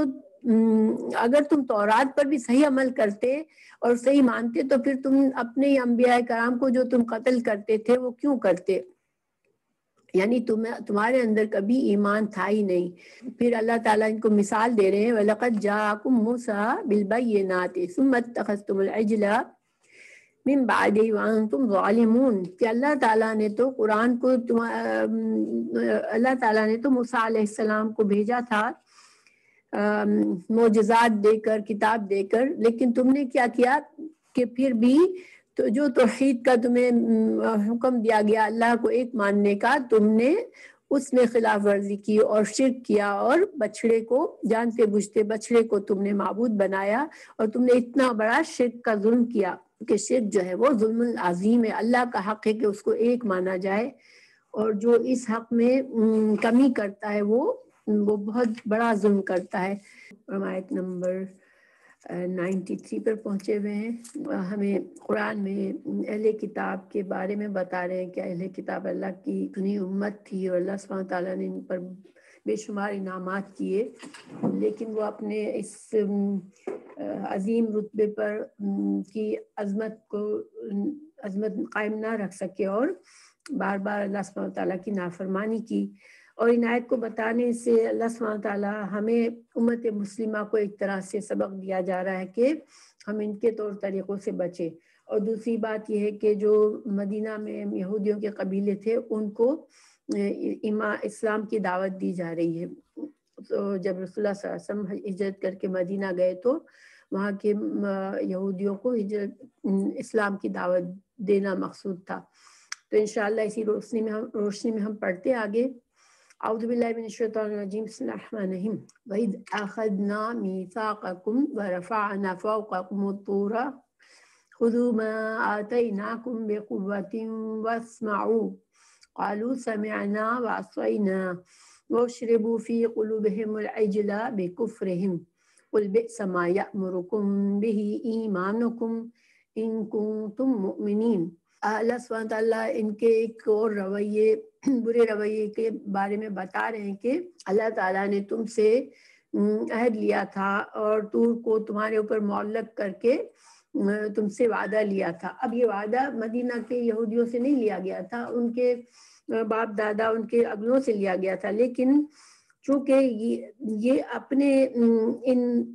اپنے باپ دادا اور اپنے اگلوں پر اتنا زیادہ فخر کرتے تھے کہ وہ ان کی اولاد ہونے پر اور ان کے طریقے پر ہونے پر بہت زیادہ زور دیتے تھے اور اپنے آپ کو اسی وجہ سے چنے ہوئے امت سمجھتے تھے. تو اس وجہ سے اللہ سبحانہ تعالیٰ ان کو اسی طرح مخاطب کر کے بتا رہا ہے کہ تم نے یہ کیا، یعنی ان کے جرائم جو ہے وہ ان کو اسی طرح بتا رہا ہے. اللہ سبحانہ تعالیٰ بتا رہے ہیں کہ تم نے یہ کیا، یعنی کہ تمہارے باپ دادا نے، تمہارے اگلوں نے کیا، جن پر تم اتنا فخر کرتے ہو، انہوں نے یہ اعمال کیے تھے اور تم ان کی روش پر نہ چلو. تو اللہ سبحانہ تعالیٰ فرما رہے ہیں کہ جب طور کو معلق کیا تم پر اور تم سے پکا وعدہ لیا کہ تم تورات کے اوپر عمل کرو گے، تورات کو مضبوطی سے تھامو گے اور اس کے مطابق زندگی گزارو گے، اس میں جو احکامات، جو ہدایت کی باتیں اس پر عمل کرو گے، تو تم نے ڈر کر خوف کے مارے وعدہ تو کر لیا لیکن اس کو نبھایا نہیں. یہ قالوا سمعنا وعصینا، انہوں نے کہا ہم نے سن لیا اور ہم نے نافرمانی کی. اب یہ زبان سے انہوں نے یہ کہا ہم نے نافرمانی کی، یا انہوں نے زبان سے کہا ہم نے سن لیا اور عملی طور پر نافرمانی کی. بہرحال دونوں مطلب لیے جا سکتے ہیں. ایک طرح سے ان کے اندر تہذیب بھی نہیں تھی اور انبیاء کرام اپنے رسول موسیٰ علیہ السلام کے ساتھ وہ بہت زیادہ بدتمیزی سے بات کیا کرتے تھے. تو ہو سکتا ہے انہوں نے بعد میں یہ کہہ دیا ہو کہ ہم نہیں مانیں گے. بہرحال اللہ سبحانہ تعالیٰ فرما رہے ہیں کہ تمہارے وَأُشْرِبُوا فِي قُلُوبِهِمْ، ان کے دلوں میں جو تھی وہ بچھڑے کی محبت جیسے ان کے دلوں میں پلا دی گئی تھی. اس کا کیا مطلب ہے کہ بچھڑے کی محبت ان کے دلوں میں پلا دی گئی تھی؟ دیکھیں جب یہ فرعون کے غلام تھے تو فرعونی جو تھے وہ فرعون کو رب مانتے تھے، لیکن فرعون کہتا تھا میں رب العالی ہوں، تمہارا سب سے بڑا رب ہوں، لیکن وہ بچڑوں کی بھی پوجا کیا کرتے تھے. چونکہ انہوں نے یہ سب کچھ دیکھا تھا تو ان کے دلوں میں بھی ایک طرح سے عظمت بس گئی تھی. تو اللہ سبحانہ تعالیٰ فرما رہے ہیں کہ تمہارے دلوں میں جو بچڑے کی محبت بسی ہوئی تھی اس کو اللہ نے اور بھی بڑھا دیا. اشربو، جیسے دیکھیں کوئی چیز پی جاتی ہے تو اس کا خون میں شامل جلدی سے ہو جاتی ہے اور سارے جسم میں دوڑتی ہے، اس کا فائدہ نقصان جو بھی ہوتا ہے سارے جسم کے ایک ایک حصے کو پہنچتا ہے. اس طرح سے مثال کے طور پر اللہ سبحانہ تعالیٰ بتا رہے ہیں، تمثیل ہے یہ کہ جس طرح سے خون تمہاری ہر رگ میں دوڑتا ہے پہنچتا ہے، اسی طرح بچڑے کی محبت بھی تمہارے جسم کے ایک ایک پور میں پہنچی ہوئی ہے. دیکھیں محبت جو ہے نا وہ ایک ایسی چیز ہے، ایک ایسا جذبہ ہے جو انسان کو بے اختیار کر دیتا ہے، اور اگر محبت کسی چیز کی حد سے زیادہ بڑھ جائے تو انسان اسی میں اپنے آپ کو تباہ کر لیتا ہے. اسی لیے مسلمانوں سے کہہ دیا گیا کہ تم اللہ اور اللہ کے رسول صلی اللہ علیہ وسلم کو ہر چیز پر ترجیح دو، اور اللہ یہ محبت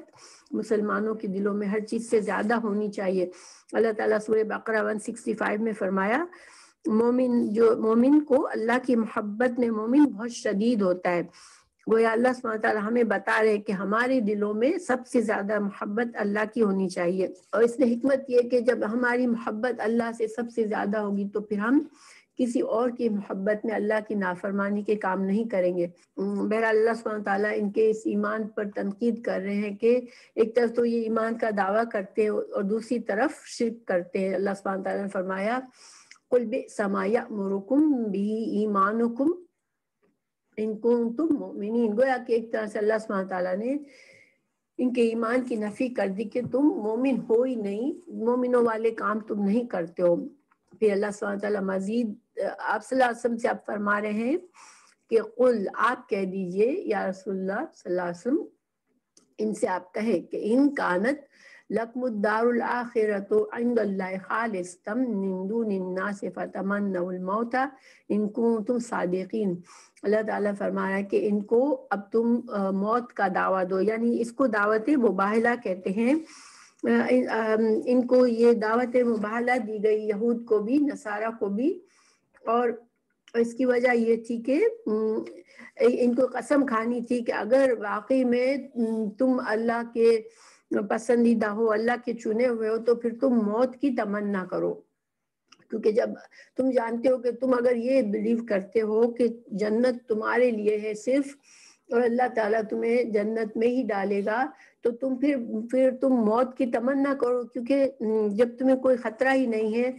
کہ آخرت تمہاری اتنی اچھی ہے، تمہارے لیے جنت تمہارا انتظار کر رہی ہے، تو پھر تم موت سے کیوں گھبراؤ گے؟ یہ ایک طرح سے ان کو چیلنج تھا، ورنہ موت کی دعا کرنا یا موت کی خواہش کرنا یہ اسلام میں جائز نہیں ہے، لیکن ان کو یہ بات صرف ایک چیلنج کے طور پر دعوت مباہلہ کیا گیا، جس کو انہوں نے قبول نہیں کیا،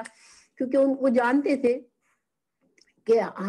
ہم جو ہے صرف جھوٹی باتیں کرتے ہیں، اور ان کو پتا تھا کہ وہ اللہ کی فرما برداری نہیں کرتے، تو پھر وہ اس طرح کے وعدے کے لیے تیار نہیں ہوئے تھے۔ تو بہرحال اللہ سبحانہ وتعالیٰ فرما رہے ہیں کہ وَلَن يَتَمَنَّوْهُ أَبَدًا بِمَا قَدَّمَتْ أَيْدِيهِمْ وَاللَّهُ عَلِيمٌ بِالظَّالِمِينَ۔ اللہ سبحانہ وتعالیٰ فرما رہے ہیں کہ یہ ہرگز بھی یہ دعوت مباہلہ قبول نہیں کریں گے، کیونکہ ان کو خود پتا ہے کہ وہ کیسے اعمال کرتے ہیں اور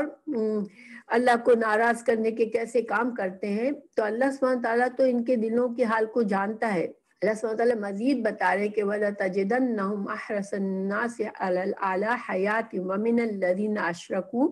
يَوَدُّ أَحَدُهُمْ لَوْ يُعَمَّرُ أَلْفَ سَنَةٍ وَمَا هُوَ بِمُزَحْزِحِهِ مِنَ الْعَذَابِ أَن يُعَمَّرَ وَاللَّهُ بَصِيرٌ بِمَا يَعْمَلُونَ۔ اللہ سبحانہ تعالیٰ فرما رہے ہیں کہ آپ جو ہے ان کو سب سے زیادہ حریص پائیں گے، یا رسول اللہ آپ ان کو صلی اللہ علیہ وسلم آپ ان کو زندگی کے بارے میں سب سے زیادہ حریص پائیں گے،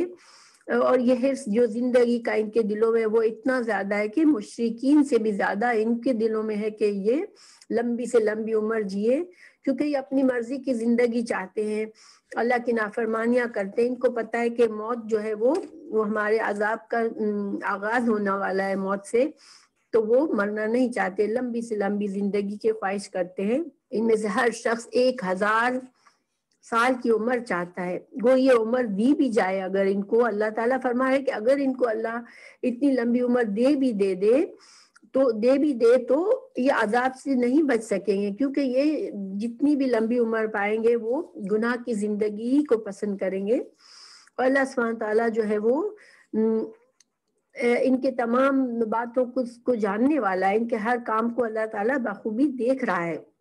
ان کا ایک اور دعویٰ تھا، آیت پڑھتی ہوں، قُلْ مَنْ كَانَ عَدُوًّا لِجِبْرِيلَ فَإِنَّهُ نَزَّلَهُ عَلَى قَلْبِكَ بِإِذْنِ اللَّهِ مُصَدِّقًا لِمَا بَيْنَ يَدَيْهِ وَهُدًى وَبُشْرًى لِلْمُؤْمِنِينَ مَنْ كَانَ عَدُوًّا لِلَّهِ وَمَلَائِكَتِهِ وَرُسُلِهِ وَجِبْرِيلَ وَمِيكَالَ فَإِنَّ اللَّهَ عَدُوٌّ لِلْكَافِرِينَ۔ ان کے بارے میں، اس کے بارے میں حدیث ہے کہ یہودی علماء نبی صلی اللہ علیہ وسلم کے پاس آئے اور کہا اگر آپ صلی اللہ علیہ وسلم ان کا صحیح ہم کچھ سوالات کرتے ہیں، اگر آپ ان کا جواب صحیح دیں گے تو ہم ایمان لے آئیں گے۔ تو انہوں نے کچھ سوالات کیے، آپ صلی اللہ علیہ وسلم نے ان کے جواب دیے، پھر انہوں نے کہا کہ آپ پر وحی کون سا فرشتہ لاتا ہے؟ رسول اللہ صلی اللہ علیہ وسلم نے فرمایا کہ جبریل علیہ السلام۔ تو یہود نے کہا کہ جبریل تو ہمارا دشمن ہے اور وہ ہم پر ہمیشہ جنگ اور قتال اور عذاب لے کر آتا ہے، اس وجہ سے ہم جو ہے جو آپ کی طرف جو وحی آ رہی ہے پھر ہم اب اس کو نہیں مانیں گے۔ تو یہاں پر ترجمہ کیا ہے کہ انہوں نے اے نبی آپ کہہ دیجئے کہ جو جبریل کا دشمن ہے، جس نے آپ کے دل پر پیغام باری تعالیٰ اتارا ہے، تو پیغام ان کے پاس کی ان کی کتاب کی بھی تصدیق کرنے والا، یعنی قرآن جو ہے وہ تورات کی بھی تصدیق کرتا ہے، اور مومنوں کے لیے تو یہ ہدایت اور خوشخبری کا ذریعہ ہے۔ اللہ تعالیٰ آگے فرمایا کہ جو اللہ بھی ان کا دشمن ہے، جو شخص اللہ کا اور اس کے فرشتوں اور اس کے رسول اور جبرائیل اور میکائیل کا دشمن ہے، ایسے کافروں کا دشمن خود اللہ ہے۔ اللہ سبحانہ تعالیٰ نے جب انہوں نے کہا کہ ہم جبریل ہمارا دشمن ہے، ہم اس کو نہیں مانیں گے، ہم تو میکائیل سے محبت کرتے، میکائیل ہمارا دوست ہے، اللہ تعالیٰ نے کوئی یہ بات مقبول نہیں تھی۔ اللہ تعالیٰ نے فرما دیا کہ یہ سارے میرے مقرب بندے ہیں، اور تم ان سے کسی سے بھی دشمنی کرو گے تو گویا تم جو ہے اللہ سے دشمن، اللہ بھی پھر تمہارا دشمن ہی ہوگا۔ حدیث میں ہے کہ اللہ تعالیٰ، ایک حدیث قدسی ہے، اللہ تعالیٰ فرماتا ہے، رسول اللہ صلی اللہ علیہ وسلم نے بتایا، بخاری کی حدیث ہے کہ اللہ تعالیٰ فرماتا ہے جس نے میرے کسی دوست سے دشمنی رکھی اس نے میرے ساتھ اعلان جنگ کر دیا۔ اب اللہ کے دوست یا اللہ کے ولی کون ہوتے ہیں؟ تو یہ اللہ تعالیٰ نے خود ہی بتا دیا سورہ یونس آیت نمبر 63 میں کہ الذین آمنوا وکانوا یتقون، جو لوگ ایمان سچا ایمان لاتے ہیں اللہ پر اور تقوی کے ساتھ زندگی گزارتے ہیں، اللہ کا تقوی ان کے دلوں میں حد سے زیادہ ہوتا ہے، تو پھر سب سے زیادہ تقوی رکھنے والے لوگ جو ہوتے ہیں ایمان کے ساتھ وہ اللہ کے ولی ہوتے ہیں۔ تو اب ولی اللہ کا کہ چونکہ اللہ سبحانہ تعالیٰ نے خود ہمیں فرمایا کہ ہمیں ولی اللہ جو بھی ہوتے ہیں، اللہ کے جو دوست ہوتے ہیں، ان کی عظمت اور ان کی تعظیم کرنی ہے اور ان سے محبت رکھنی ہے۔ لیکن اس کا یہ مطلب نہیں ہے، دیکھیں جیسے اللہ کے کسی بھی مقرب بندے کے ساتھ بلا وجہ دشمنی رکھنا یہ بہت بڑا جرم ہے، چونکہ یہاں پہ انہوں نے جبرائیل علیہ السلام سے اپنی دشمنی کا اعلان کیا، تو اس پر اللہ سبحانہ تعالیٰ نے یہ بات فرمائی۔ تو اللہ کے اولیاء اللہ جو بھی انسان ایمان رکھتا ہے، بظاہر تقوی والا ہے، اسلام کے صحیح طریقہ سے اسلام کو فالو کرنے والا ہے، گناہوں سے بچنے والا ہے، تو وہ اللہ تعالیٰ ان کو ولی کہتا ہے اپنا۔ مگر اس تعظیم اور ہمیں اس کی تعظیم کرنی ہے ایسے لوگوں کی، مگر تعظیم کا یہ مطلب نہیں ہے کہ اگر کوئی نیک انسان مر جاتا ہے تو پھر اس کی قبر پر گنبد بنا دے، قبے بنا دے، یا ان کی قبروں پر سالانہ عرس کے نام سے میلے لگائیں، یا پھر ان کے نام کے نظر اور نیاز اور ان کے قبروں کو غسل دیں، ان پر چادریں چڑھائیں اور انہیں حاجت روا اور مشکل کشا اور نفع دینے والے اور نقصان دینے والے سمجھیں۔ تو اس طرح کے جو ہیں پھر ایسے لوگ قبروں پر جا کے اس کی چوکھٹ پر سجدہ بھی کرتے ہیں، یہ سب کچھ جو ہے یہ جائز کام نہیں ہے، یہ شرک ہے۔ اللہ سبحانہ تعالیٰ نے ہمیں اس کا حکم نہیں دیا، یہ شرک ہے۔ اللہ تعالیٰ نے جو حدود بنا کے رکھی ہے، بندوں کے مقام جو بھی ہیں وہ بندوں کے مقام ہے۔ اللہ سبحانہ تعالیٰ کا حق ہے کہ اسی کی عبادت کی جائے، اسی سے امید رکھی جائے، اسی سے ہر چیز سے زیادہ محبت کی جائے، اور اسی کے لیے عبادت کے سارے کام کرنے چاہیے۔ نظر بھی اگر ماننی ہے تو اللہ سے نظر مانی جا سکتی ہے، اللہ کی نظر مانی سکتی، لیکن کسی بھی ایسے بزرگ کی جو دنیا سے رخصت ہو گیا اس کے ساتھ یہ سلوک کرنا یہ شرک ہے، اور یہ شرک عظیم ہے، یعنی ظلم عظیم ہے۔ اللہ سبحانہ تعالیٰ اس سے ہمیں محفوظ رکھے۔ پھر اللہ تعالیٰ فرما رہا ہے وَلَقَدْ أَنزَلْنَا إِلَيْكَ آيَاتٍ بَيِّنَاتٍ وَمَا يَكْفُرُ بِهَا إِلَّا الْفَاسِقُونَ۔ اللہ سبحانہ تعالیٰ فرما رہے ہیں کہ یقیناً ہم نے آپ کی طرف روشن دلیلیں بھیجی ہیں جن کا انکار سوائے بدکاروں کے کوئی نہیں کرتا، کیونکہ انہوں نے انکار کیا تو اللہ سبحانہ تعالیٰ بتا رہا ہے کہ یہ بدکار، یہ فاسق ہیں، اللہ کی حدوں کو توڑنے والے ہیں۔ پھر اللہ تعالیٰ مزید ان کے بارے میں بتا رہے ہیں وَكُلَّمَا عَاهَدُوا عَهْدًا نَبَذَهُ فَرِيقٌ مِّنْهُمْ بَلْ أَكْثَرُهُمْ لَا يُؤْمِنُونَ۔ یہ لوگ جب کبھی کوئی عہد کرتے ہیں تو ان کی ایک نہ ایک جماعت اسے توڑ دیتی ہے، بلکہ ان میں سے اکثر جو ہے وہ ایمان سے خالی ہے۔ کیونکہ دیکھیں ہمیں اللہ تعالیٰ قرآن میں اور حدیثوں میں ہمیں پتہ چلتا ہے کہ مومن کی ایک پہچان یہ ہے کہ وہ وعدے کے خلاف نہیں کرتا، اپنے وعدوں کو، اپنے عہد کو نہیں توڑتا، لیکن منافق اور کافر جو ہیں وہ یہ صفت رکھتے ہیں کہ وہ کسی عہد کو پورا نہیں کرتے۔ اور بنی اسرائیل کے بارے میں ہمیں بار بار بتایا گیا کہ انہوں نے اللہ سبحانہ تعالیٰ سے کہ وہ بہت سے عہد انہوں نے توڑ دیے۔ مزید اللہ تعالیٰ بتا رہے ہیں کہ اب وَلَمَّا جَاءَهُمْ رَسُولٌ مِّنْ عِنْدِ اللَّهِ مُصَدِّقٌ لِمَا مَعَهُمْ نَبَذَ فَرِيقٌ مِّنَ الَّذِينَ أُوتُوا الْكِتَابَ کتاب اللہ وراء ظہورہم کأنہم لا یعلمون۔ اللہ تعالیٰ فرما رہا ہے کہ جب یہ رسول صلی اللہ علیہ وسلم محمد صلی اللہ علیہ وسلم آئے اور اللہ کا پیغام لے کر، اور ان کے پاس قرآن ہے جو کہ ان کی تورات، ان کی پچھلی کتابوں کی تصدیق کرنے والا ہے، ان میں سے ایک گروہ نے اللہ کی کتاب قرآن کو اس طرح سے پیچھ کے پیچھے رکھ دیا جیسے کہ وہ جانتے ہی نہیں، حالانکہ وہ جان چکے تھے کہ یہ اللہ کی کتاب ہے اور رسول اللہ صلی اللہ علیہ وسلم سچے نبی ہیں۔ پھر اللہ سبحانہ تعالیٰ فرما رہے ہیں کہ اللہ کی کتاب کو نہیں مانا، رسول اللہ صلی اللہ علیہ وسلم کو نہیں مانا، لیکن ان کے اندر کیا خصلت تھی کہ اور تورات کے ساتھ بھی انہوں نے یہی عمل کیا کہ تورات کو پیٹھ کے پیچھے چھوڑ دیا۔ پیٹھ کے پیچھے چھوڑنے کا مطلب یہ کہ اس کے مطابق اعمال نہیں کیے۔ اللہ کی کتاب اسی لیے نازل ہوتی ہے کہ انسان اس کو سیکھے، سمجھے اور اس کے مطابق اپنی زندگی گزارے۔ اگر کوئی یہ نہیں کرتا تو اس کا مطلب یہ ہے کہ انسان نے اللہ کی کتاب کو اپنی پیٹھ کے پیچھے ڈال دیا، کیونکہ جو پیٹھ کے پیچھے چیز ہوتی ہے وہ ہمیں نظر نہیں آتی۔ تو اگر ہم اللہ کی کتاب پر عمل نہیں کرتے، اس کو ایک کونے میں رکھ دیا ہے گھر کے، تو اس کا یہی مطلب ہوا کہ اس کو اگنور کر دیا۔ تو اللہ سبحانہ تعالیٰ فرما رہے ہیں کہ انہوں نے تورات کو تو پیچھے رکھ دیا اور کیا کیا، وَاتَّبَعُوا، انہوں نے پیروی کس چیز کی مَا تَتْلُو الشَّيَاطِينُ عَلَى مُلْكِ سُلَيْمَانَ وَمَا كَفَرَ سُلَيْمَانُ وَلَكِنَّ الشَّيَاطِينَ كَفَرُوا وَيُعَلِّمُونَ النَّاسَ السِّحْرَ وَمَا أُنزِلَ عَلَى الْمَلَكَيْنِ بِبَابِلَ هَارُوتَ وَمَارُوتَ وَمَا يُعَلِّمَانِ مِنْ أَحَدٍ حَتَّى يَقُولَا إِنَّمَا نَحْنُ فِتْنَةٌ فَلَا تَكْفُرْ فَيَتَعَلَّمُونَ مِنْهُمَا مَا يُفَرِّقُونَ بِهِ بَيْنَ الْمَرْءِ وَزَوْجِهِ وَمَا هُمْ بِضَارِّينَ بِهِ مِنْ أَحَدٍ إِلَّا بِإِذْنِ اللَّهِ وَيَتَعَلَّمُونَ مَا يَضُرُّهُمْ وَلَا يَنفَعُهُمْ وَلَقَدْ عَلِمُوا لَمَنِ اشْتَرَاهُ مَا لَهُ فِي الْآخِرَةِ مِنْ خَلَاقٍ وَلَبِئْسَ مَا شَرَوْا بِهِ أَنفُسَهُمْ لَوْ كَانُوا يَعْلَمُونَ۔ تو انہوں نے کیا کیا، کتاب کو تو چھوڑ دیا ایک طرف، لیکن وہ اس چیز کے پیچھے لگ گئے جو کہ شیاطین جو کرتے تھے سلیمان علیہ السلام کی حکومت میں۔ سلیمان علیہ السلام کو اللہ سبحانہ تعالیٰ نے ایک عظیم حکومت دی تھی، اور وہ جنوں پر بھی حکومت رکھتے تھے اور درندوں پر، اور ان کو اللہ نے بے شمار معجزات دیے تھے۔ ان کے زمانے میں جو یہ جو جادو کا عمل بہت زیادہ بڑھنے لگا، تو انہوں نے جادو کی کتابوں کو لے کر اپنے ایک تخت کے نیچے زمین کے اندر چھپا دی تھی تاکہ یہ جادو سے روک سکے لوگوں کو۔ لیکن جب حضرت سلیمان علیہ السلام کا انتقال ہو گیا تو شیطانوں نے یہ جادو کی چیزیں نکالی، اور پھر یہ ثابت کیا کہ حضرت سلیمان علیہ السلام اللہ کے نبی نہیں تھے، بلکہ وہ جادو کے زور سے یہ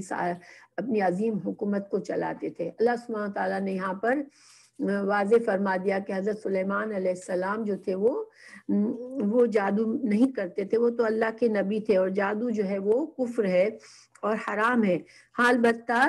اللہ سبحانہ تعالیٰ نے جو کہ ان کو جادو سے بہت زیادہ محبت تھی، اور اللہ کا یہ طریقہ ہے کہ جو انسان حق اللہ کی ذات اور اللہ کی کتاب اور اللہ کے رسول کو چھوڑ کر کسی بھی دنیا کی چیز میں بہت زیادہ لگ جاتا ہے، تو اللہ تعالیٰ ایز آزمائش اس کو اسی کو اس کی کمزوری بنا دیتے، اور اسی میں وہ انسان زیادہ سے زیادہ گہرا اترتا جاتا ہے۔ تو اللہ تعالیٰ نے ان کے آزمائش کے لیے فرشتے بھیجے بابل کے شہر میں، ان کے نام ہاروت اور ماروت تھا۔ ان کے بارے میں بہت زیادہ تفصیل نہیں ہے قرآن میں، بس جو اتنا کچھ علماء نے اس میں بارے میں بہت سی چیزیں اسرائیلی روایتوں سے ذکر کی ہے، لیکن قرآن میں صرف اتنا ہے کہ وہ فرشتے تھے، اللہ کے فرشتے تھے، ان کو لوگوں کی آزمائش کے لیے بھیجا گیا تھا، اور وہ لوگوں کو جادو سکھاتے تھے، مگر صرف سکھانے سے پہلے منع کرتے تھے کہ تم مت سیکھو ہم سے جادو، کیونکہ یہ تمہاری ایک آزمائش ہے، اللہ سبحانہ تعالیٰ تم کو آزما رہا ہے، اور تم نے اگر جادو سیکھا تو تم کافر بن جاؤ گے اور تم جہنم میں جاؤ گے۔ لیکن وہ پھر بھی سیکھتے تھے، وہ کسی ایک کو بھی بغیر وارننگ کے نہیں سکھاتے تھے، لیکن وہ فرشتوں سے سیکھتے تھے جادو، اور زیادہ تر جو خاص بات وہ سیکھتے تھے وہ یہ سیکھتے تھے کہ اس کے ذریعے شوہر اور بیوی میں دشمنی کروا دے اور لوگوں کے گھروں کو توڑوا دے، یہ ان کا سب سے بڑا پسندیدہ کام تھا۔ اور شیطان بھی اس چیز کو بہت پسند کرتا ہے، شیطان اس چیز کو بہت پسند کرتا ہے کہ گھروں میں سکون نہ ہو اور گھروں میں شوہر اور بیوی کے درمیان جھگڑے کروائے، کیونکہ جب ایک گھر ٹوٹتا ہے تو ایک معاشرے میں خرابی آتی ہے، اور ایک گھر جو اچھی طرح سے اللہ کے قانون کے تحت پھلتا پھولتا ہے تو کئی انسان اس سے بنتے ہیں، نسلیں چلتی ہیں اچھے لوگوں کی۔ اس وجہ سے سب سے بڑا جو وار ہے جو کرتا ہے وہ شوہر اور بیوی کے درمیان جھگڑے کرواتا ہے اور گھروں کو توڑواتا ہے۔ تو یہ لوگ یہ عمل سیکھتے تھے۔ اللہ سبحانہ تعالیٰ نے فرمایا کہ یہ تو جادو کرتے تھے، لیکن جادو بھی اس وقت اثر کرتا ہے جب اللہ کا اذن ہو. اگر اللہ تعالیٰ کسی کو اس شر سے بچانا چاہتا ہے تو اللہ سبحانہ تعالیٰ پھر کوئی انسان کسی کو کوئی نقصان نہیں دے سکتا. مگر چونکہ دنیا آزمائش کی جگہ ہے تو اس سے بہت سے لوگوں کو کی زندگی میں برا اثر ڈالتے تھے یہ. اور یہ اللہ سبحانہ تعالیٰ فرماتا ہے کہ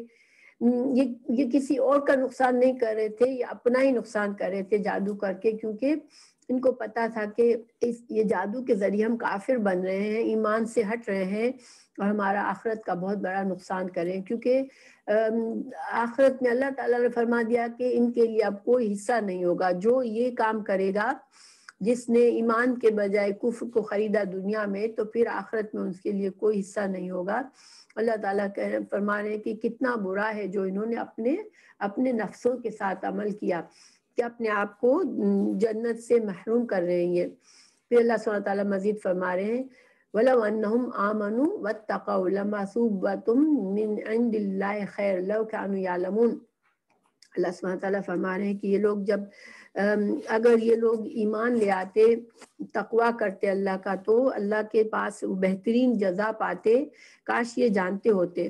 کیونکہ وہ تو اپنا آخرت کو خراب کر رہے ہیں اس طرح سے. اللہ سبحانہ تعالیٰ اب مسلمانوں کی کچھ اصلاح فرما رہے ہیں. اللہ تعالیٰ فرما رہے ہیں یا ایھا الذین آمنوا لا تقولوا راعنا وقولوا انظرنا واسمعوا وللکافرین عذاب علیم. اس آیت کا بیک گراؤنڈ یہ ہے کہ یہودی جو مدینہ میں یہودی تھے رسول اللہ صلی اللہ علیہ وسلم سے حسد اور ناد رکھتے تھے، آپ کی محفلوں میں منافقت کرتے ہوئے جاتے تھے بظاہر اسلام کا نام کہ ہم مسلمان ہیں، لیکن ان کے دلوں میں کفر ہوتا تھا. پھر وہ اپنے دل کو ٹھنڈک کرنے کے لیے، اپنے حسد کو جیسے اپنے نفس کو خوش کرنے کے لیے صحیح بات، جیسے رائنا کا مطلب ہوتا ہے کہ ہمارا لحاظ کرے، خیال کرے. یعنی جب آپ صلی اللہ علیہ وسلم کوئی بات سمجھا رہے ہیں اور کسی صحابی کی سمجھ میں نہیں آئی تو وہ آپ سے کہتا کہ آپ ذرا رعایت کریں، یا آپ جو ہے ذرا اپنی بات کو دوبارہ بتا دیں، یا اس طرح سے. تو یہودیوں نے اپنے بغض اور عناد کی وجہ سے اس لفظ کو بگاڑا اور رعینا کہتے تھے. رعینا ان کی زبان میں اس کا مطلب ہوتا ہے ہمارا چرواہا، یا رعینا یعنی احمق. اور السلام علیکم کو یہ کہتے تھے السلام علیکم، تو السلام علیکم کا مطلب ہے تم پر موت آئے. تو وہ اس طرح کے اپنے زبان کو تھوڑا سا مروڑ کر وہ الفاظ کو بدلتے تھے اور خوش ہوتے تھے کہ ہم نے رسول اللہ صلی اللہ علیہ وسلم کو ایسے الفاظ کہہ دیے، نعوذ باللہ. لیکن اللہ سبحانہ تعالیٰ نے، چونکہ مخلص مومن تھے، ان کو نہیں پتا تھا، وہ رائنا کہتے تھے، تو اللہ تعالیٰ نے اس لفظ کو ہی کہنے سے منع فرما دیا. اور اسلام میں سد ذرائع کا اصول اپنایا جاتا ہے کہ جو چیز تم کو گناہ کی طرف لے جانے والی ہو، اس دروازے کو ہی بند کر دو. تاکہ جیسے زنا سے روکا گیا تو کہا لا تقربوا الزنا، کہ زنا کے قریب جانے والا بھی کوئی عمل نہ کرو جو تمہیں آخر کار زنا تک پہنچا دے. تو یہاں پر فرمایا مومنوں سے کہ تم رائنا کہنا چھوڑ دو، بلکہ کہو انظرنا. ٹھیک ہے، انظرنا جو ہے وہ مطلب تو اس کا بھی سیم ہے کہ ہماری طرف نظر عنایت کریں. لیکن اب اس طرح سے اب ظاہر ہے کہ اب مومن سارے انظرنا کہیں گے اور یہودی رائنا کہیں گے، تو اور اللہ تعالیٰ نے یہ آیت بھی نازل فرما دی تو خود اپنا بھید کھول دیتے، اس لیے پھر ان کو بھی یہ کہنا چھوڑنا پڑا. اللہ تعالیٰ نے ان کی بول قرآن میں ہی کھول دی. اللہ سبحانہ تعالیٰ نے مومنوں کو کہا بس تم سنو، بس تم اللہ کے رسول صلی اللہ علیہ وسلم کی باتیں غور سے سنو. اور یہ کافر جو بھی شرارتیں کر رہے ہیں ان کے لیے دردناک عذاب علیم ہے، جو مسلسل اور شدید عذاب ہے ان کے لیے. پھر اللہ تعالیٰ فرما رہا ہے ما يود الذين كفروا من اهل الكتاب ولا المشركين ان ينزل عليكم من خیر من ربکم واللہ یختص برحمتہ من یشاء واللہ ذو الفضل العظیم۔ اللہ سبحانہ تعالیٰ فرما رہے ہیں کہ یہ جو ہے مشرک اور کافر حسد کی وجہ سے ان کو یہ اچھا نہیں لگتا کہ اللہ تم پر فضیلت تم کو فضیلت دے، اور اللہ اپنی وحی مسلمان کے ذریعے مسلمانوں کو ہدایت نازل کرے۔ دیکھیں وحی کا نازل ہونا، رسول صلی اللہ علیہ وسلم کا ہونا، یہ بہت بڑی ایک نعمت ہے اللہ تعالیٰ کی مسلمانوں پر۔ تو یہود و مشرک اس نعمت سے حسد کرتے تھے۔ اللہ سبحانہ تعالیٰ نے فرمایا کہ اللہ جو ہے یہ بے نیاز ہے، اللہ تو اپنا فضل جس کو چاہتا ہے وہ دیتا ہے، اور اللہ بڑے عظیم فضل والا ہے۔ پھر اللہ تعالیٰ فرما رہا ہے ما ننسخ من آیت او ننسها نأتی بخیر منها او مثلها الم تعلم ان اللہ علی کل شیء قدیر الم تعلم ان اللہ له ملک السماوات والارض ما لکم من دونہ من ولی ولا نصیر۔ اللہ سبحانہ تعالیٰ فرما رہے ہیں کہ ہم آیت کو منسوخ کر دے، اگر اللہ چاہے تو کسی آیت کو منسوخ کر دے یا بھلا دے یا اس سے بہتر اس جیسی اور لا دے، کیا تو نہیں جانتا کہ اللہ تعالیٰ ہر چیز پر قادر ہے۔ تو منسوخ کرنا کیا ہے؟ دیکھیے اسلامی شریعت میں منسوخ کرنے کا مطلب یہ ہے کہ اللہ سبحانہ تعالیٰ نے ایک حکم نازل فرمایا، پھر اس حکم کو بدل کر دوسرا حکم نازل کر دیا، اور اس کو منسوخ یعنی کہ اس کو اب ختم کر دیا۔ یہ ہو سکتا ہے کہ پہلے حکم سے تھوڑی تبدیلی کے ساتھ دوسرا آیا تو دونوں کو قرآن میں رکھا، لیکن یہ اللہ سبحانہ تعالیٰ کی حکمت اور اللہ سبحانہ تعالیٰ کی جہاں مصلحت اور حکمت کے تحت اللہ سبحانہ تعالیٰ نے جو چاہا کیا۔ اللہ کی قدرت ہے، اللہ اپنی مخلوق کو جانتا ہے، اور اس کی ہدایت کے لیے اللہ تعالیٰ جس طرح سے جس ترتیب سے احکامات لائے، اللہ اس کو کوئی اللہ سے پوچھنے والا نہیں ہے، اللہ ہر چیز پر قادر ہے۔ تو یہود نے یہ اعتراض کیا کہ قرآن تو کیسی کتاب ہے اللہ کی کہ اس میں تو آیت نسخ بھی ہوتی ہیں جبکہ تورات میں تو نہیں ہوتی۔ اللہ سبحانہ تعالیٰ نے فرمایا کہ نہیں، ایسا نہیں ہے، تورات میں بھی اللہ تعالیٰ تورات میں بھی منسوخ آیات بھی ہوئی ہیں، تورات کے احکامات میں بھی تبدیلی نازل ہوئی ہے جب اللہ نے مناسب سمجھا تو اللہ تعالیٰ فرما رہا ہے کہ یہ ان کا اعتراض غلط ہے، اللہ سبحانہ تعالیٰ جو چاہے کر سکتا ہے، اور یہ قرآن کے بارے میں یہ جھوٹی بات کریں۔ تو اللہ سبحانہ تعالیٰ فرما رہا ہے الم تعلم ان اللہ لہ ملک السماوات والارض ما لکم من دونہ من ولی ولا نصیر۔ کیا تم نہیں جانتے کہ زمین اور آسمان کا مالک اللہ ہی ہے، تو اللہ کے سوا تمہارا کوئی ولی اور مددگار نہیں ہے۔ پھر اللہ تعالیٰ فرما رہے ہیں مسلمانوں سے ام تریدون ان تسألوا رسولکم کما سئل موسیٰ من قبل ومن یتبدل الکفر بالایمان فقد ضل سواء السبیل۔ اللہ سبحانہ تعالیٰ فرما رہے ہیں مسلمانوں سے کہ کیا تم بھی ان کی پیروی کر کے اپنے رسول صلی اللہ علیہ وسلم سے ایسے بے مقصد سوالات کرو گے جیسے کہ یہ کرتے تھے اپنے نبی سے۔ جیسے ہم نے جانا کہ وہ حضرت موسیٰ علیہ السلام سے گائے کے واقعے میں ہم نے دیکھا کہ بار بار سوال کر رہے تھے، تو مسلمانوں کو ایک طرح سے سمجھایا جا رہا ہے کہ دیکھو کیونکہ یہ لوگ سادہ دل مسلمانوں کو بہت سی باتیں کہہ کر بھیجتے تھے کہ جاؤ یہ پوچھ کر آؤ، رسول اللہ صلی اللہ علیہ وسلم سے وہ پوچھ کر آؤ، اور یہ اس طرح سے صرف چاہتے تھے ایک فتنہ چاہتے تھے۔ اللہ تعالیٰ نے مسلمانوں کو اس بات سے تنبیہ کر دی کہ تم اپنے رسول صلی اللہ علیہ وسلم سے بے مقصد اور کثرت سوال نہ کرو، کیونکہ یہ جو ہے یہ ان کی یہ کافروں والی بات ہے۔ تو جو اپنے ایمان کو کفر میں بدلے گا وہ پھر اپنے سیدھے راستے سے بھٹک جائے گا۔ تو یہاں تک ہم کرتے ہیں، اور بس یہاں پر سوچنے والی بات یہ کہ اللہ سبحانہ تعالیٰ جو ہے وہ ان کے ہر چال کا جواب دیا اللہ تعالیٰ نے، اور مسلمانوں کو جتنا بھی انہوں نے کوشش کی کہ مسلمانوں کے ساتھ چالے چلیں اور ان کو اسلام سے روکے، اللہ سبحانہ تعالیٰ نے اتنا ہی ان کو ایکسپوز کیا اور ان کے جرائم بتاتے رہے اور مسلمانوں کو ہدایت کا سامان دیتے رہے۔